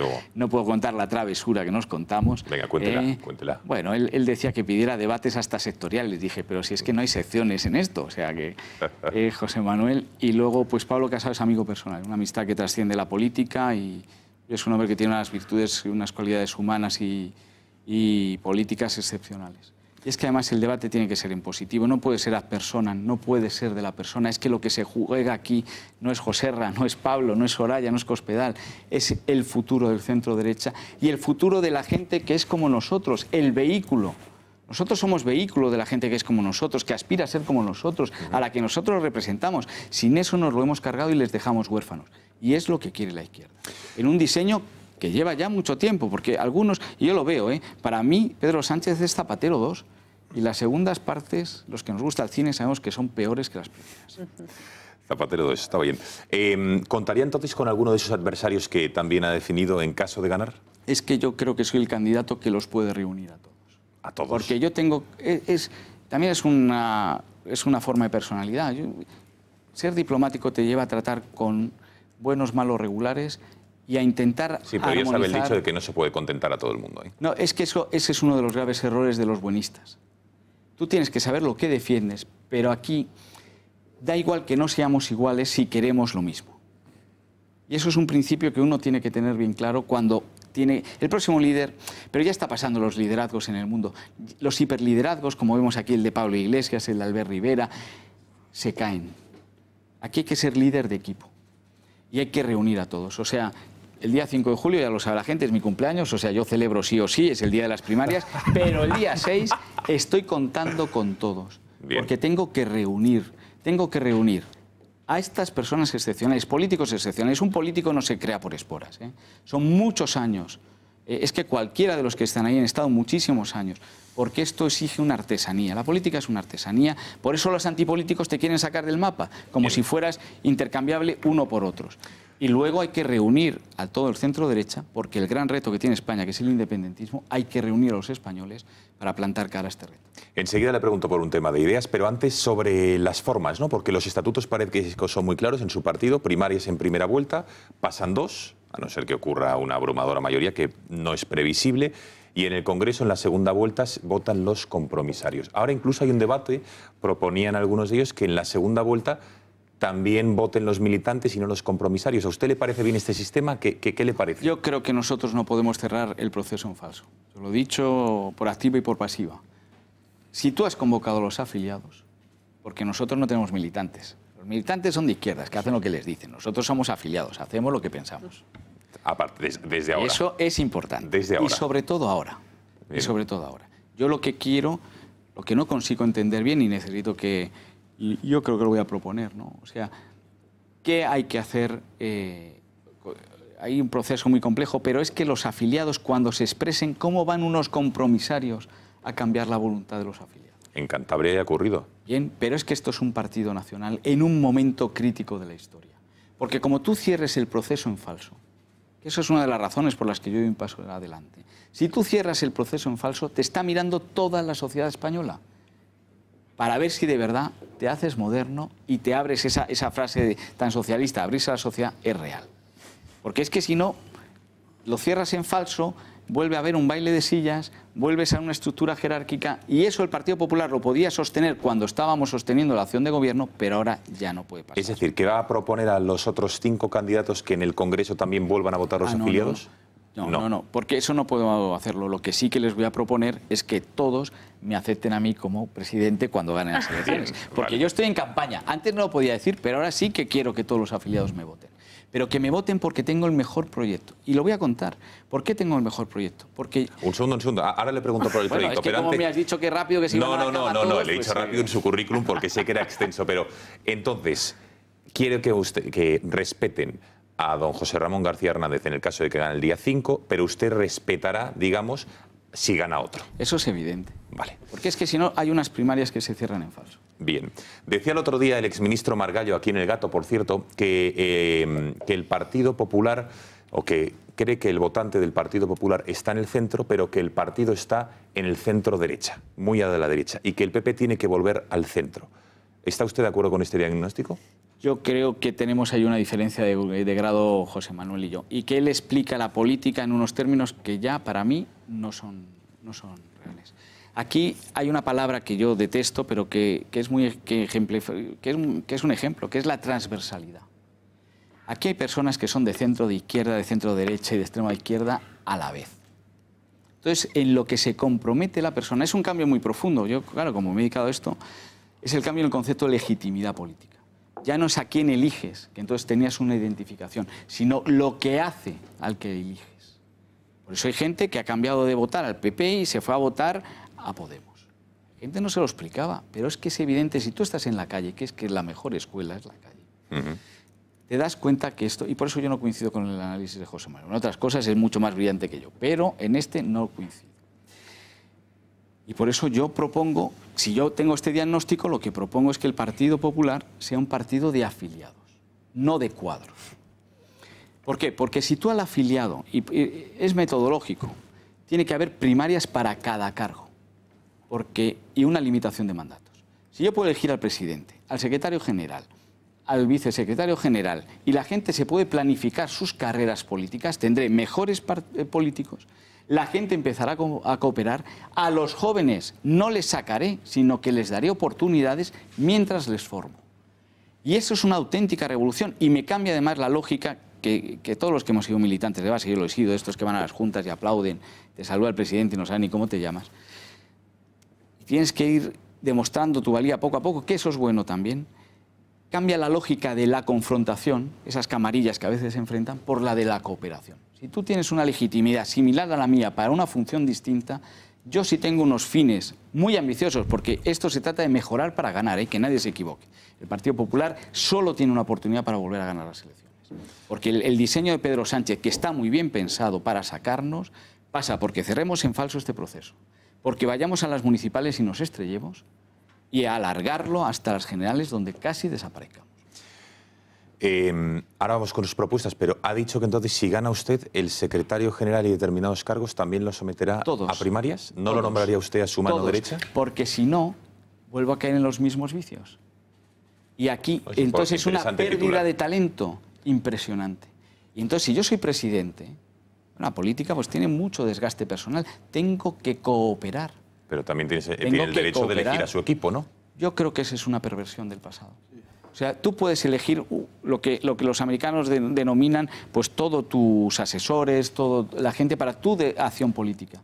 Pero es que nosotros tenemos que aprender a cooperar. Y no hay mejor forma que la gente se pueda presentar Y además es un mecanismo muy eficaz para luchar contra la corrupción. Lo he dicho 1000 veces, pero aquí me sale el liberal profundo, aparte del católico. Es que perpetuarse en el poder es la peor forma de corrupción, o una de las peores formas de corrupción, porque alimenta a las demás. Bueno, un par de cuestiones más. En materia impositiva, evidentemente decía usted que que defiende el liberalismo. Entonces entiendo que, o cómo definiría usted la política fiscal a la que nos ha sometido Cristóbal Montoro y Mariano Rajoy en los últimos años. Nosotros no podemos hacer una crítica histórica. Ya sé que parecerá que yo propongo un Partido Popular para el futuro, pero es que nosotros tuvimos el rescate. Es que yo estaba en esas reuniones del principio. Entonces, la situación de emergencia que tuvo España te cambia la cosa. Soy de las personas que redactó el programa liberal del 2011, de los que se llevaron un disgusto cuando se aplicaron otras cosas de las que escribimos en el año 2011, pero un disgusto gordo porque hubo mucho trabajo. Pero yo también soy de las personas, y lo viví en primera persona, donde Durão Barroso, no otro, nos dice, pero ¿cómo habéis dicho que tenéis un déficit del 6% si tenéis un 9,3%? Y eso te lo cambia todo, quieras que no. Con los mercados haciendo apuestas para ver si te intervenían y llevarse eso la tajada. O sea que la situación de emergencia era otra cosa. No la de emergencia social que a este Pedro Sánchez ya no le ha importado, porque ha desaparecido de la noche a la mañana con su nombramiento. Pero lo que sí que propongo es un debate muy serio. El mundo está, claro, mientras nosotros hablamos de estas cosas, el mundo está en el mundo de la globalización girando a velocidad de vértigo. Entonces, los partidos de izquierdas están yendo en todo el mundo a subvencionar. Y los partidos que somos de centro-derecha todavía no le hemos puesto cascabel al gato, si me permites, o para llevarte el gato al agua. Tienes que ligar salarios y productividad. Si tienes la productividad. Tienes que ver que cada vez las rentas de las personas son más distintas, más diversas, con lo cual es muy difícil homogeneizar las estructuras fiscales. No puedes crujir porque no tienes vía los impuestos directos a las sociedades, porque son las que te innovan, las que te multiplican. Entonces, la estructura fiscal tiene que ser una cosa absolutamente novedosa en un mundo, además, de una innovación tecnológica que te cambia toda la asignación sobre el capital. No, pero es que me gusta porque está usted diciendo todo lo contrario a lo que se ha hecho desde el año 2011, que bien, está muy bien. Pero es que si ustedes ven cualquiera de mis intervenciones, yo no he dejado de decir lo mismo porque es en lo que creo profundamente. Lo que pasa es que tengo la suerte que al ser de Ávila, pues pensaban que era una pequeña excentricidad del agua de Ávila, como dice otro, pero es que siempre he defendido lo mismo. Bueno, ¿por qué el Partido Popular ha dejado de dar la batalla por la ideología? Y lo ha dejado, ¿no? Esa batalla de la ideología cultural, me refiero a ley de memoria histórica, ley de igualdad, ley del aborto. Ha tenido una mayoría absoluta brutal, lo llevaba en el programa electoral, hizo un burruño y a la papelera. ¿Por qué? ¿O usted qué va a hacer con todo esto que no ha hecho nada? Pues yo prefiero decir lo que yo voy a hacer. Venga. Y además lo tengo claro, es que pues yo no he escondido lo que soy. A ver. Y lo sacaron ustedes. O sea, resulta que la única ideología de la que no puedes opinar en contra es la ideología de género. Pero eso mata la libertad. Podré tener una opinión distinta.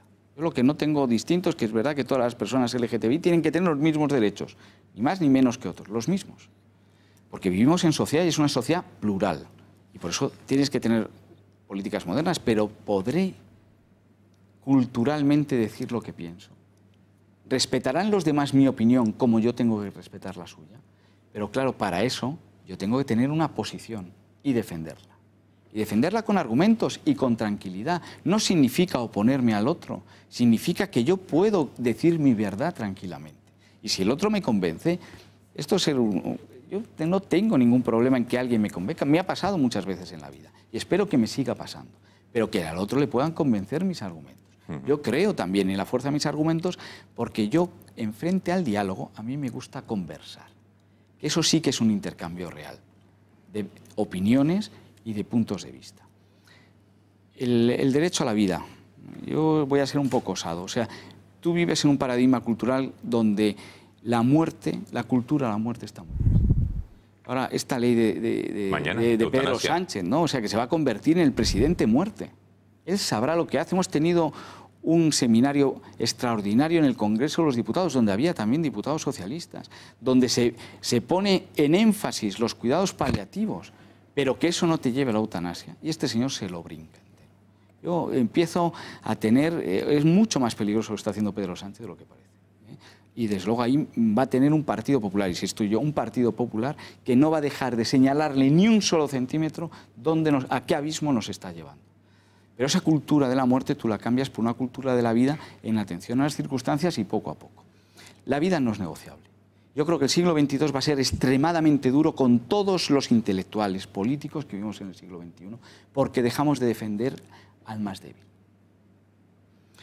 Pero como yo tengo que ser un político que vive unas circunstancias, que tengo unas minorías y unas mayorías, aunque tuviera una mayoría absoluta, eso lo tienes que ir cambiando poco a poco. Entonces, ahí pasó muy desapercibido cuando tuvimos la pelea sobre la ley del aborto. Hubo unos muy valientes, y además gente que tiene todo mi respeto, que decidió ponerse frontalmente. Otros que estamos en política decidimos dentro del partido. Dentro del partido. Bien, sí. Otros nos opusimos y conseguimos un plan de maternidad, que es lo que pensábamos que podía ir sacando, porque había empezado a funcionar en Castilla-La Mancha. Yo siempre se lo reconozco al consejero de Sanidad de Castilla-La Mancha y se lo digo, tú para mí eres una de las personas de referencia, porque salvaste 618 vidas. Con un plan a la maternidad, que es que la mujer no sea la única opción en el aborto. Y eso es lo que nos irá cambiando, la cultura de la muerte por la cultura de la vida. Pero hay que defender las cosas. Sin exclusión, sin dogmatismo. Yo no quiero que todo el mundo piense como yo, pero que me dejen proponer lo que yo quiero. Ya ven que yo tengo fuerza argumentativa y de convencer, y que hay gente que piensa como nosotros, pero es que estuvimos en silencio. Algunos. Yo no me callé. Yo siempre estuve presente en esto cuando debatimos también la ley LGTBI que traía Podemos, que es liberticida, que le dice que a un padre, no, cuando le llegue un hijo le diga que tiene dudas sobre su identidad sexual, no puede decirle nada. ¿Pero dónde estamos llegando? ¿No? Sí, sí, efectivamente. Venga, abrimos el turno de preguntas al resto de la mesa. Interesantísima, yo creo, a este candidato. Esparza. Yo aprecio muchísimo los propósitos del señor García Hernández. Pero el problema del Partido Popular es que acaba de gobernar 7 años y antes gobernó otros 8. Y la deriva práctica de donde ha ido está prácticamente en los antípodas de lo que nos ha contado. Entonces, ¿qué se le puede decir a un, ya no militante además, sino afiliado de base del Partido Popular? Es decir, más base todavía que hasta ahora, que ya lo era, en fin, muchísimo, para tener la seguridad de que todo este despliegue argumental no va a significar que pasado mañana cualquier presidente de comunidad autónoma, por ejemplo en Madrid, podrá hacer exactamente lo contrario de lo que el partido dijo en su día y dejó de hacer. Porque añadiría yo una cosa, el problema no es que el partido haya estado callado, el problema es que los que dijeron lo que se había dicho siempre fueron decapitados en masa y al anochecer. Y sus cabezas mostradas como, ¡ah, mirad! Y la gente aplaudía dentro del partido. Claro. Mira, me das la oportunidad para decir, José Javier, que esto que yo pienso, lo piensa la gran mayoría de los afiliados. Yo estoy convencido, pero por eso soy el candidato de los afiliados. Claro, pero es que la cúpula es cúpula. Y este partido es la primera oportunidad que tiene, por eso es la revolución que viene. Y esto, a medida que está pasando los días del proceso, el afiliado se va dando cuenta que decide él. Yo lo que he hecho es elevar lo que piensan muchísimos afiliados. Muchísimos afiliados. Esa es la gran fuerza, porque si no le das al afiliado, esa voz desaparece. Y lo tengo clarísimo. Y luego, oye, yo me estoy exponiendo, ¿eh? Soy el primero que salí, ¿eh? Algunos me han llamado desde valiente, te ahorro los atributos, ¿eh? Pero es porque yo estoy defendiendo lo que creo. Y yo estaba dentro del Partido Popular. Y lo he dicho siempre. A nadie le supone ninguna sorpresa lo que yo estoy defendiendo. A nadie. A nadie. Todo el mundo sabe dónde hemos estado. Y no soy el único. Es que no soy el único. La perversión, y está pasándome en los medios, ¿no? Porque hay algunos medios que da igual lo que diga, me sacan una imagen, me están haciendo pensar que soy guapo, porque yo digo cosas interesantes y me sacan la imagen, no me sacan nunca lo que digo. Pero las propuestas, yo una de las que llevo, por ejemplo, es que la sanidad y la educación vuelvan a estar centralizadas, respetando las diferencias culturales, pero se acabó el chantaje de lo autonómicamente correcto, que para mí es la perversión española de lo políticamente correcto. Yo quiero hacer una ley orgánica del deber de conocer el español y el derecho a usarlo. Se acabó. Es que nosotros estábamos mucho tiempo sin poner propuestas sobre la mesa, incluso desde el punto de vista de negociación. ¿Qué ibas a negociar cuando necesitabas un nacionalista? Lo que te pidiera porque tú no defendías. Y ahora yo quiero un Partido Popular que defienda. Por eso yo hago una propuesta. Y esa propuesta son los afiliados los que decidirán, oye, es que a mí Joserra no me gusta. Pero tengo una propuesta para cambiar el partido y para defender cosas de centro-derecha en España, donde todos nos enganchemos. Otros tendrán otras propuestas que sean complementarias. Y aquí este partido es que no sobramos nadie, cabemos todos. Porque se trata, como lo he dicho, de mejorar para ganar. No podemos equivocarnos. Román. Bien, enhorabuena por lo que le toca a Joserra de lo que España necesita el 2011. El gran programa electoral del Partido Popular, que 7 años después de que gobernara el Partido Popular está plenamente vigente. De verdad que sí, ¿eh? Con lo dramático que supone eso. Porque si después de 7 años, teniendo un programa fantástico, un resultado de mayoría absoluta, porque los españoles nos creímos aquel programa electoral 7 años más tarde, después de haber gobernado, sigue estando vigente, es que nada de lo que venía en aquel programa se hizo. Y es verdad que había un momento económico difícil. Pero es verdad que todas las leyes que eran de coste cero, como derogar la ley de la memoria histórica, que costaba un párrafo del Boletín Oficial del Estado y no costaba nada, no se hizo. Es verdad que las leyes que se habían recorrido al Tribunal Constitucional, que se podían haber derogado, en lugar de hacer liderazgo político, no se hizo. Entonces, el discurso es bueno, pero no puede ser, como decías antes, que todos estéis queriendo lo mismo y que no sobra nadie en el Partido Popular. Porque alguien tiene que sobrar. Es decir, cuando los militantes y votantes del Partido Popular creen que Ciudadanos... Me estáis chafando la pregunta. ¿Creen que Ciudadanos es el sustituto del Partido Popular? Es porque alguien ha hecho las cosas mal. Y cuando en esta campaña de primarias del Partido Popular hay quien tiene como objetivo y su gran propuesta es conseguir el gobierno cuanto antes, y cita a Soraya Sáez de Santa María. ¿Para qué? ¿Para, teniendo 185 escaños gobernando, también dejarlo en 120? ¿Para que la ley de la memoria histórica y para que todo siga igual? ¿Para aquellas presidentas de comunidad autónoma que se definían como progresistas republicanas a favor de la ley de plazos del aborto, agnósticas y a favor de las leyes LGTB?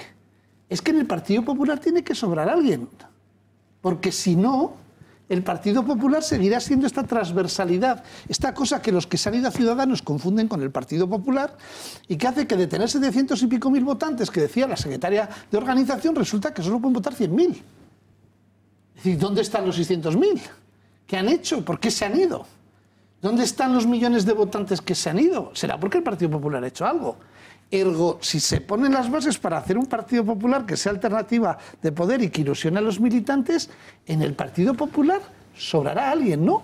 ¿O sobrarán ideas? A ver, contesta el candidato. No sobra nadie, porque Román, mira, te lo voy a decir porque es complementario, es que estoy de acuerdo con casi todo lo que dijiste, Román, no me lo tomes a mal. ¿Por qué no sobra nadie?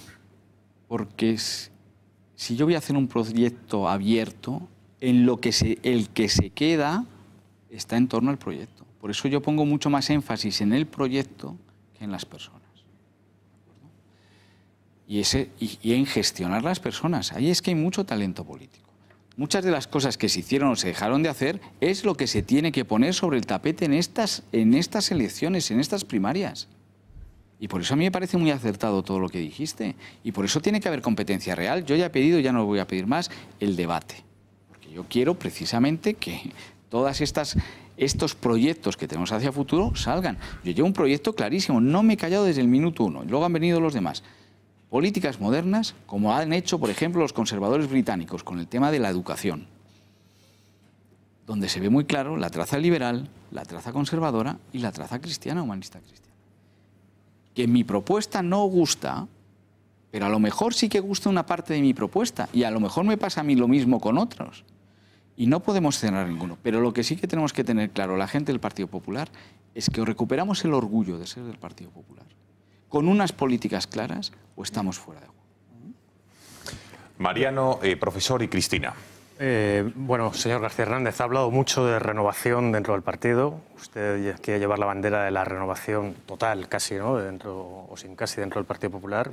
Pero yo quería preguntarle también, renovación, ¿para qué? ¿Hasta dónde? Y sobre todo porque también nos ha hablado aquí muy bien de sus competidores, ¿no? en estas elecciones primarias del Partido Popular. Pero claro, Soraya Sáez de Santa María y María Dolores de Cospedal forman parte de la etapa pasada del Partido Popular. ellas pueden representar esa renovación que está usted pidiendo, igual que el ministro Margallo. Yo tampoco le veo que sea muy de renovación, ¿no? En todo caso, Pablo Casado, por la edad, usted, pero no sé en qué candidatos podemos dejar esa renovación. Y relacionado con esto, quería preguntarle si es que acaso el presidente Rajoy era un tapón para esa renovación dentro del Partido Popular y una vez echado a un lado, esa renovación va a salir por fin en el partido. Pues, Mariano, pues yo he escuchado en muchos seminarios de la izquierda, porque como yo tengo ese perfil intelectual, me han llamado la misma definición que ha dicho usted. Mariano Rajoy, tapón de la democracia. Mariano Rajoy probablemente es el mejor presidente de la historia de la democracia, simplemente por los retos a los que ha tenido que hacer frente. Sé que la historia le va a tratar bastante mejor que los contemporáneos. Pero renovación no significa efebocracia. Sé que es un palabrejo que la gente ya habrá pegado la primera cabezada. El gobierno de los jóvenes, no. Para renovarse, tú lo único que necesitas es dar oportunidades a gente de distintas edades, de distintas procedencias, de distintas funciones de gobierno. Solo que todos tenemos que acertar con humildad dónde vamos a estar ubicados. Y esa es la renovación, pero es renovación sobre un proyecto. Yo no quiero caer en la trampa, porque ese es el debate que me ponen mis adversarios, que sea una renovación de caras. Si yo hago eso, estoy comiéndome la pastilla que me ha puesto delante Pedro Sánchez, diciéndome que tiene que ser una renovación de caras. Esto es una renovación del proyecto. ¿Por qué? Porque es verdad, cuando sostienes la acción de gobierno, no te renuevas. Pero esta es la gran oportunidad. ¿Por qué? Y eso es lo que decía José Javier. Porque son los afiliados los que van a tener voz. Si tú hubieras dejado solo a los cuadros el cambio de sillas, la renovación no hubiera sido. Y por eso yo conecto con los afiliados. Porque el gran deseo de toda la gente con la que me estoy encontrando, y yo me estoy recorriendo España también de arriba abajo, pero ya lo había hecho antes, porque yo podía ser desconocido, porque yo iba a los medios de comunicación donde íbamos, pero en las sedes me conocen, yo he ido a muchísimas sedes, yo sé en dónde están los afiliados. Y lo que quieren. Y quieren lo mejor para España, porque el Partido Popular nació con una premisa: servir a España y a los españoles. Venga, profesor y Cristina. Yo, en primer lugar, quiero celebrar que algunos de los candidatos a la presidencia del Partido Popular vengan a esta casa. Ha venido Pablo Casado, y Margallo. José Manuel García Margallo y José Ramón García Hernández. Nos faltan dos, no sé si vendrán, pero bueno, en cualquier caso lo celebro porque la campaña electoral del año 2011 el presidente del gobierno la cerró en esta casa.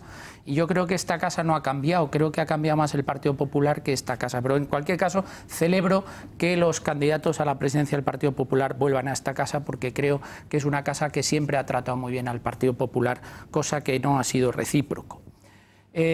A mí se me caen ya, descartando candidatos, solo me queda José Ramón García Hernández. José Ramón García Hernández tiene currículum, no va a tener problemas con el currículum, yo creo. Yo creo que tiene valores, tiene ideas muy interesantes, y creo que tiene más futuro que pasado. Por lo tanto, y creo que tiene mucha ilusión, se le ve que afronta la campaña con mucha ilusión, ya veremos cómo termina. Además es una persona que cuanto más se le conoce, más se le aprecia, porque es una persona en la que se puede confiar. Pero dicho esto, y ya aquí se van a acabar los halagos. Yo no sé cómo no viene la gente aquí, porque aquí se van a acabar los halagos, ¿no? Porque hay muchas cosas. Yo le recomendaría al candidato que no diga que Mariano Rajoy ha sido el mejor presidente de la democracia española, porque entonces probablemente tendría que ganar su sucesora natural, que es Soraya Sáenz de Santa María. Bueno, primero porque no lo creo que haya sido yo más bien he dicho que Mariano Rajoy ha sido el peor presidente de la democracia en España, porque no tenemos ninguna cosa. Él cogió España en el año 2011 y a pesar de lo que él dijo cuando se fue, que legaba a España en una situación mejor en la que la cogió, creo que es totalmente de lo contrario. A nivel de libertades individuales, que usted ha hablado de libertades individuales, sobre todo en determinadas partes del territorio nacional, a nivel territorial, incluso a nivel económico, que habría mucho que hablar. Pero bueno, yo lo que sí le diría es si se está encontrando usted algunas dificultades en la campaña electoral, si cree que juegan todos en igualdad de condiciones, y si va a operar una cosa que ya ha salido aquí en el debate anteriormente, que es lo que yo ya he denominado la jurisdicción retenida o la jurisdicción delegada. Es decir, si efectivamente existe la posibilidad, que ya hay antecedentes en el propio Partido Popular en Cantabria, de que el aparato al final, a través de los compromisarios, acabe eligiendo a un señor que ha ganado las elecciones primarias ante los afiliados. Tendría otras cosas que decirle sobre la izquierda, cuando ha dicho... No, la izquierda no ha intentado sacar de las instituciones al Partido Popular en el año 2016. Lo intentó ya desde el 2004. Totalmente. Desde el 2004 con el pacto de Estella y con el pacto del Tinel. Porque no afecta que el Partido Popular, que el centro derecha en democracia gobierne. En el momento que hubo 2 legislaturas del Partido Popular, aquello ya empezó a decir esto no puede ser. Pues yo estoy totalmente de acuerdo con eso último. Y respondo por el final, pero ya lo respondí.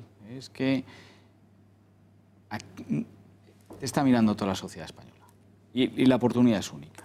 Por lo tanto, tú no puedes malgastar y malograr este proceso. Y lo voy a decir en todas partes. ¿Me beneficia o no me beneficia? Es que beneficia al Partido Popular y va a beneficiar a España. Está toda España pendiente de este proceso. Yo donde voy, la gente pues ya te reconoce, te dice, te hace propuestas. Creo que es una cosa extraordinaria y que al Partido Popular hacía mucho tiempo que no le pasaba.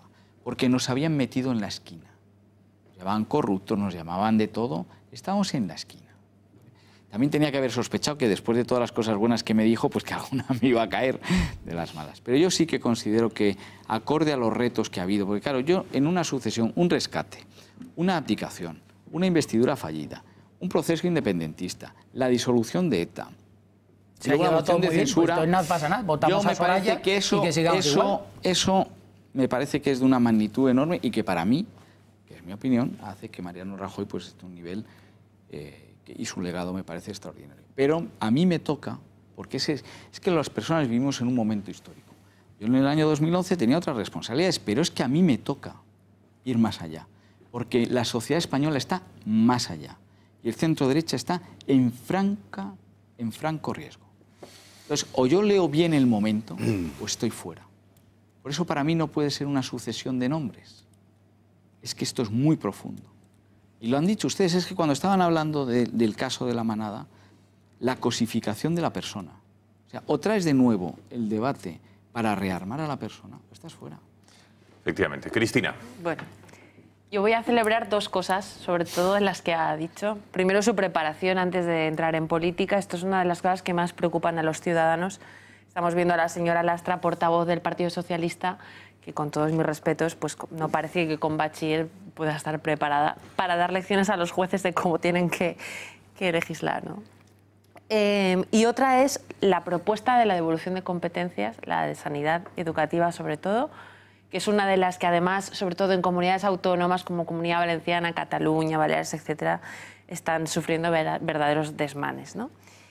Y en torno a eso, me parece que esa propuesta y la propuesta de integrar a uno de los candidatos, como puede ser Soraya Sáenz de Santamaría, pues está bastante reñida, ¿no? Porque es cierto que cuando Soraya Sáenz de Santamaría asume esa cartera territorial para ocuparse del tema catalán y empieza a presumir de partir con Junqueras, pues si no diariamente, casi, también tenía que haber asumido el fracaso porque al Partido Popular, gobernando, le han celebrado 2 referéndums ilegales, ¿no? Y hay un partido, solo un partido, que se ha comprometido a defender estatutariamente en la negativa absoluta a pactar con partidos separatistas a nivel nacional o de cualquier autonómico, local, etcétera, etcétera. Es el partido Vox, al cual Pablo Casado también ha aludido para llevarse a recuperar sus votantes, sus afiliados. Y me gustaría saber si usted propondría esto, dado que es cierto que los grandes males que han traído a este país el nacionalismo han venido justo por pactar los partidos, los gobiernos centrales, ¿no? Pues voy a proponer una cosa más osada, que es cambiar el sistema electoral, pero no con la empanada que propone Ciudadanos. Porque Ciudadanos, el que le explicara o que le hiciera el papel, no consiguió entender lo del 3% del umbral. Y eso fue lo que le llevó en Francia al Frente Nacional a ir subiendo, que tú haces coaliciones fuera para pasar ese umbral y acabas entrando. Yo lo que propondría es una reforma, porque en España, cuando vamos a votar, hay 2 urnas. Una para el Senado y otra para el Congreso. Y resulta que con los mismos números de votos, en el Senado tienes mayoría absoluta. Y también tienes representada a la sociedad. Pues eso es lo que yo quiero para el Congreso. Un sistema mayoritario. Y soy mucho más osado que ponerlo en unos estatutos. Pero es que la declaración de intenciones también es Hace algo mucho. necesario para los afiliados porque es algo también ideológico. Hasta ahora el Partido Popular ha fallado tecnocráticamente, ha estado brillante, siempre ha gestionado, siempre ha sabido gestionar, pero ideológicamente es aquello que es espacio perdido. Pero esto es muy osado, porque, igual que la sanidad y la educación. Porque la sanidad y la educación lleva a la perversión de la demanda sin límite de recursos, que algunos utilizan mal, porque la sanidad y la educación en Cataluña, en la Comunidad Valenciana, a veces se usa con un motivo ideológico. Sí, sí, siempre. Mucho más, lo que yo he propuesto es mucho más profundo que un simple titular, porque es fruto de una reflexión, de una gran conversación con mucha gente en muchos países diferentes. Y ahí no nos puede temblar la mano. Lo que proponga el nuevo Partido Popular, si lo presido yo, va a defender esto. El problema, don José Ramón, es que hay que tener ahí consenso para hacerlo con más gente. Pero el primer paso es defender algo. Es tenerlo claro. Cosa que el primer paso es tenerlo claro me y parece defenderlo. importantísimo todo lo que está defenderlo. Y luego hay una cosa esencial para nuestro país en este aquí momento. me perdonáis, pero claro, yo en esto sí que soy como Monet. No conozco otra regla en política que convencer. Y luego, lo que renuncias es a cualquier dogmatismo. Tú puedes ir negociando, pero tienes que tener bien claro a dónde llegas. Y donde yo quiero llegar es ahí. Porque es una España más igualitaria, con mayor dignidad para la persona, donde no estoy al arbitrio de élites o perversiones locales, que es gran parte de la raíz del problema de Cataluña. Así es. Y también el País Vasco. Y se acabó. Y se acabó. Porque España, yo puedo entender la España del 78, siendo una joven democracia. Pero la España del 2018 ya no puede estar en la del 78. Porque ya somos una democracia madura que tiene que arbitrar mecanismos de defensa de la democracia. Ya no se defiende solo la democracia. Pero usted no es muy mayor, ¿no? Usted también es joven. No, pero la... O sea, que todos nos morimos jóvenes. No, yo sí que soy joven de verdad. Yo lo siento por Román, pero ese 5 de julio yo hago 47 años. Sé que parezco mayor, Claro, me ha pasado toda la vida. Me ha pasado toda la vida, Si pero le digo hago la edad que le ha 47 echado años. Cristina Seguí, se va usted de aquí con un infarto. Pero no se lo voy a decir, para que vea usted. No, pero ya se está riendo, se me temo lo peor. 43, Cuba. Bueno, don José Ramón, que ha sido un placer tener esta Para noche mí en el Gato. también, y visto la profusión de halagos, pues me lo voy a grabar y me lo voy a escuchar, porque si no me volvéis a invitar aquí. Solo se queda con lo bueno, eso está muy bien. Eso es porque nos ha cortado Gonzalo. Ahora. Vamos a ver. Empezaba lo bueno. Vamos a ver si es verdad. Bueno, don José Ramón, toda la suerte del mundo en este proceso de primarias. Como lo dijo antes, que Rajoy estuvo aquí antes de ser presidente, yo, cuando sea presidente, el 6 de julio no tenéis programa porque es jueves o es viernes. Sí, no, pero si se compromete usted a venir, lo hacemos. El 5 no, porque voy a estar celebrando las elecciones y mi cumpleaños, pero el 6 sí. Sí, pero no hagan lo El mismo sí. que Rajoy. No, pero el 6 sí. ¿El 6 vendría aquí? Sí, sí. Pues venga, Claro, hacemos un programa especial con el flamante ganador. Pero Claro ir que sí. preparando, como seré líder, por favor, ir preparando una ración de esas de piropos. Porque... Sí. Bueno, aquí no somos muy de adular al líder, pero bueno, en cualquier caso, que le agradezco enormemente que haya estado usted aquí. Muchísimas gracias. Toda la suerte del mundo y nos vemos el día 6. Muchísimas gracias. Gracias y muy buenas tardes. Muchas gracias. Noches, ya no sé ni dónde vivo yo. Bueno, porque este programa es en directo, por cierto. Vamos a ver, más asuntos. Vamos a hablar, si les parece, de lo que... de la reunión que han tenido Pedro Sánchez con el líder del PNV, donde, ojo, la declaración de intenciones, que me ha llamado mucho la atención, de Íñigo Urkullu en la previa de la reunión en el Palacio de la Moncloa. Vamos a escucharle. He transmitido la necesidad de abordar una reflexión sobre el actual modelo de Estado desde la asunción de su propia realidad plurinacional y la existencia de hechos diferenciales que demandan un tratamiento propio y singular. Se trata de abordar una nueva política que supere las medidas de excepcionalidad y, como establece la legislación penitenciaria y la propia Constitución, evite el desarraigo social de las personas penadas y facilite su reinserción. Bueno, como un repaso de la actualidad, y ahora enseguida lanzaremos el asunto a la mesa, también del gobierno socialista me interesa lo que han dicho. Atención, la ministra, ni más ni menos, de Defensa y también el ministro de Fomento acerca de la inmigración. Ojo, porque el señor Ábalos ha dicho que España no puede convertirse en el salvamento marítimo de toda Europa. Y se lo decía al comienzo del programa. En el mes de junio, en los 25 días que llevamos, España ya ha recibido más inmigrantes ilegales que Italia y Grecia juntos. Vamos a escucharles. Hacer frente a la migración es una obligación de la Unión Europea. Un país solo no puede hacer frente a estas cuestiones. En pateras han entrado 500 y 600 migrantes. España ha sido siempre un país que ha tenido unas posiciones humanitarias y este gobierno quiere reforzarlas, pero sabiendo que los problemas de la migración son siempre problemas que no se circunscriben a un país único. España tiene que manifestar, y así lo estamos haciendo desde este gobierno, una visión humanitaria muy respetuosa con los derechos humanos, muy comprensiva con el drama que viven determinadas poblaciones, pero otra cuestión es que nosotros nos constituyamos en la Organización de Salvamento Marítimo de toda Europa, ¿no? Organización de Salvamento Marítimo de toda Europa. Y decían que el efecto llamada no servía. Fíjense lo que dice ahora el gobierno, ¿eh? Pero claro, no sé, el problema cuando el debate público se convierte fundamentalmente en un combate de demagogia ternurista, a ver quién consigue parecer más bueno frente al otro, que sabes que es tan malo como tú, que es el problema que pasa aquí, entonces casi lo mejor es que todo el mundo se calle al mismo tiempo. Vamos a ver, en Italia no son unos canallas. Ya llevan 2 años tragándose todo lo que desencadenó Angela Merkel.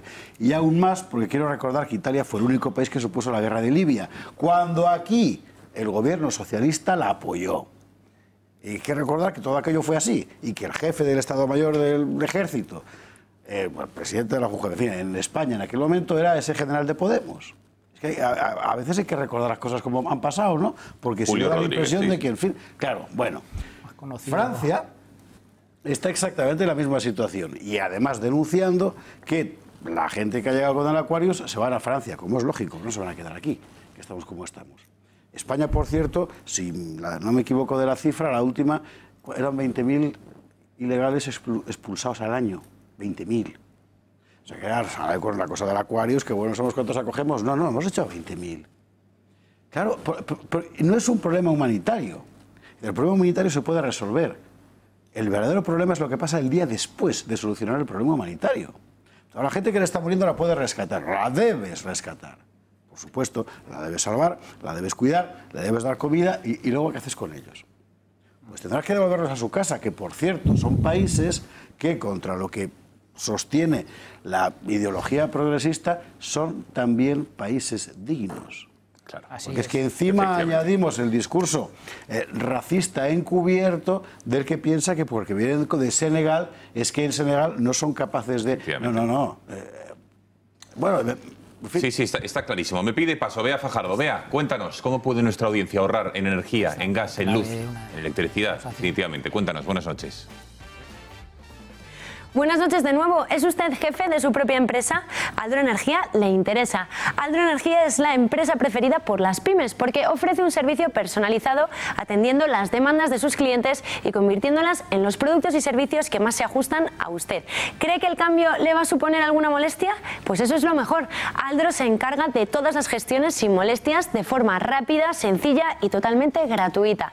Y además con Aldro Energía ahorrará desde el primer mes. Gracias a la colaboración entre Aldro Energía y esta casa, el Grupo Intereconomía, nuestros espectadores podrán disfrutar de unos descuentos especiales con la factura de la luz y del gas. Contrate Aldro Energía y empiece a ahorrar desde ya. Llámenos al 91 193 1600 y si quiere también le hacemos grandes descuentos en las facturas de su hogar.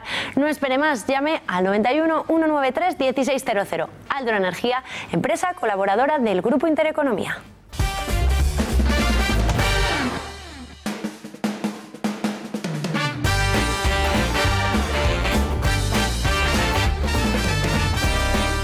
Bueno, quedan 2 minutos para medianoche y el tiempo se nos echa encima, pero sí que quería comentar brevemente también, más allá de la inmigración y el comentario que ha hecho Esparza, la fotografía de Pedro Sánchez, nuestro presidente, fíjense, yendo o viniendo de esta reunión de líderes europeos que ha tenido lugar este domingo en Bruselas. ¿Qué os parece la fotografía? Para empezar, entiendo que es intencionada la filtración a la prensa, ¿no? Primera pregunta, es repartida. La han repartido, vale. ¿Quién lleva gafas de sol en un avión? Kennedy. Kennedy. Vale, o sea, Entonces, que te parece normal. Y para leer papeles es lo mejor. O sea, el contraste... El mejor detalle de la foto es la carpeta así tontamente puesta, girada, que se amplía y pone presidencia de gobierno. Para que quede claro que aquí vamos presidencia de gobierno, ¿no? Bueno, pues esto es una americanada. Una americanada de imágenes. Como lo del perrito, como del perro de aguas, parecido al de Obama. Es verdad que por fin tenemos un presidente que contesta en inglés a los periodistas. Y ahora ya es un presidente americano. Solo le falta que al cacharro este viejo que tenemos, la Fuerza Aérea Española, para llevar al presidente le llamen el Air Force One o el Fuerza 1. Es lo que les falta. Vosotros imaginaros que llega a haber ganado unas elecciones. ¿Cómo hubiera parecido de verdad? Bueno, y la foto de su mujer, que también es que son 5 fotos. Hay en helicóptero, hay con su mujer, hay en el... ¿De este fin de semana? Sí, claro. Hay una serie completa. Es una serie completa repartida. Pero esto con Rajoy era impensable, este marketing. Bueno, sí, pero es que era impensable porque tampoco le hacía falta. Es decir, yo creo que un presidente del gobierno... Por favor, Cristina y Antonio, que no tengamos debates paralelos. Del gobierno, que tiene 84 diputados detrás, le va la vida en la imagen y los gestos. Es lo que va a tener y en lo que se va a basar en estos 2 años que tenga hasta las elecciones. Y va a vivir de este tipo de fotos. Pero eso es efímero, Mariano. Pero son risibles. La imagen en política, la comunicación política es importante, y yo creo que lo va a explotar bien. Pero ¿tú no crees que provoca hilaridad entre la gente? El meme que le pusieron porque con esto no es América, ayer fue fantástico. Es que esto no es América. Hay un tuit buenísimo que he leído hoy que dice, no importa lo que hagas, Julio Iglesias lo hizo antes. Y yo creo que lo representa estupendamente. Bueno, Fátima García Manzano, redacción del Gato. Venga, cuéntanos, última recopilación de tweets, de mensajes de WhatsApp de nuestra audiencia. Buenas noches, Gonzalo. Pues una vez más hemos recibido muchísimas notas de voz, pero hemos tenido que seleccionar solo unas pocas. Vamos a por la primera de ellas, en la cual nos hace una valoración de la clase política. La izquierda a su aire sin resolver nada. La derecha mirando a otro lado. Esto no lo arregla nadie y España se va a la... Y lo gracioso es que no hemos sido nosotros quienes hemos cortado el final de la frase. El segundo audio, referido a nuestro invitado, a José Ramón García Hernández. Este hombre me gusta como candidato por ser nuevo, no tiene nada que ver con el equipo de Rajoy. Y además basa su programa en el humanismo cristiano, que no tenía que haberlo abandonado nunca el partido de Rajoy Soraya. Y hay quienes hacen una valoración más generalista y señalan tanto a PP como a PSOE como a Ciudadanos y como a Podemos cuáles son los motivos para tener una verdadera democracia en España. Elecciones legislativas y presidenciales separadas en origen. Esa es la clave. Ambas por el sistema mayoritario a doble vuelta, en distrito las elecciones legislativas y en circunscripción única las nacionales.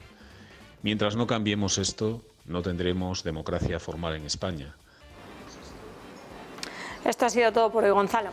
Pues está muy bien, gracias Fátima y a todos ustedes por sus mensajes. Nos vamos, antes les recuerdo, ojo, el jueves, conferencia de José Javier Esparza, 7 de la tarde en el Club de Amigos.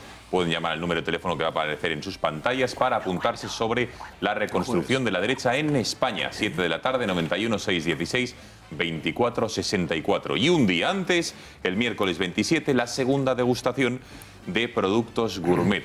A las 6:30, fíjense ahí, para todos aquellos que tengan un paladar. Tercera, me pues ya podrían haberlo puesto el mismo día. Sí, hombre. Es verdad. Sí, tercera degustación de productos gourmet, 6:30 en el Club de Amigos, o Esparza, o la degustación de productos gourmet. No, ustedes eligen. O las dos a la vez, ya lo saben, y pasan 2 tardes. Toman mucho la víspera para contar al día siguiente.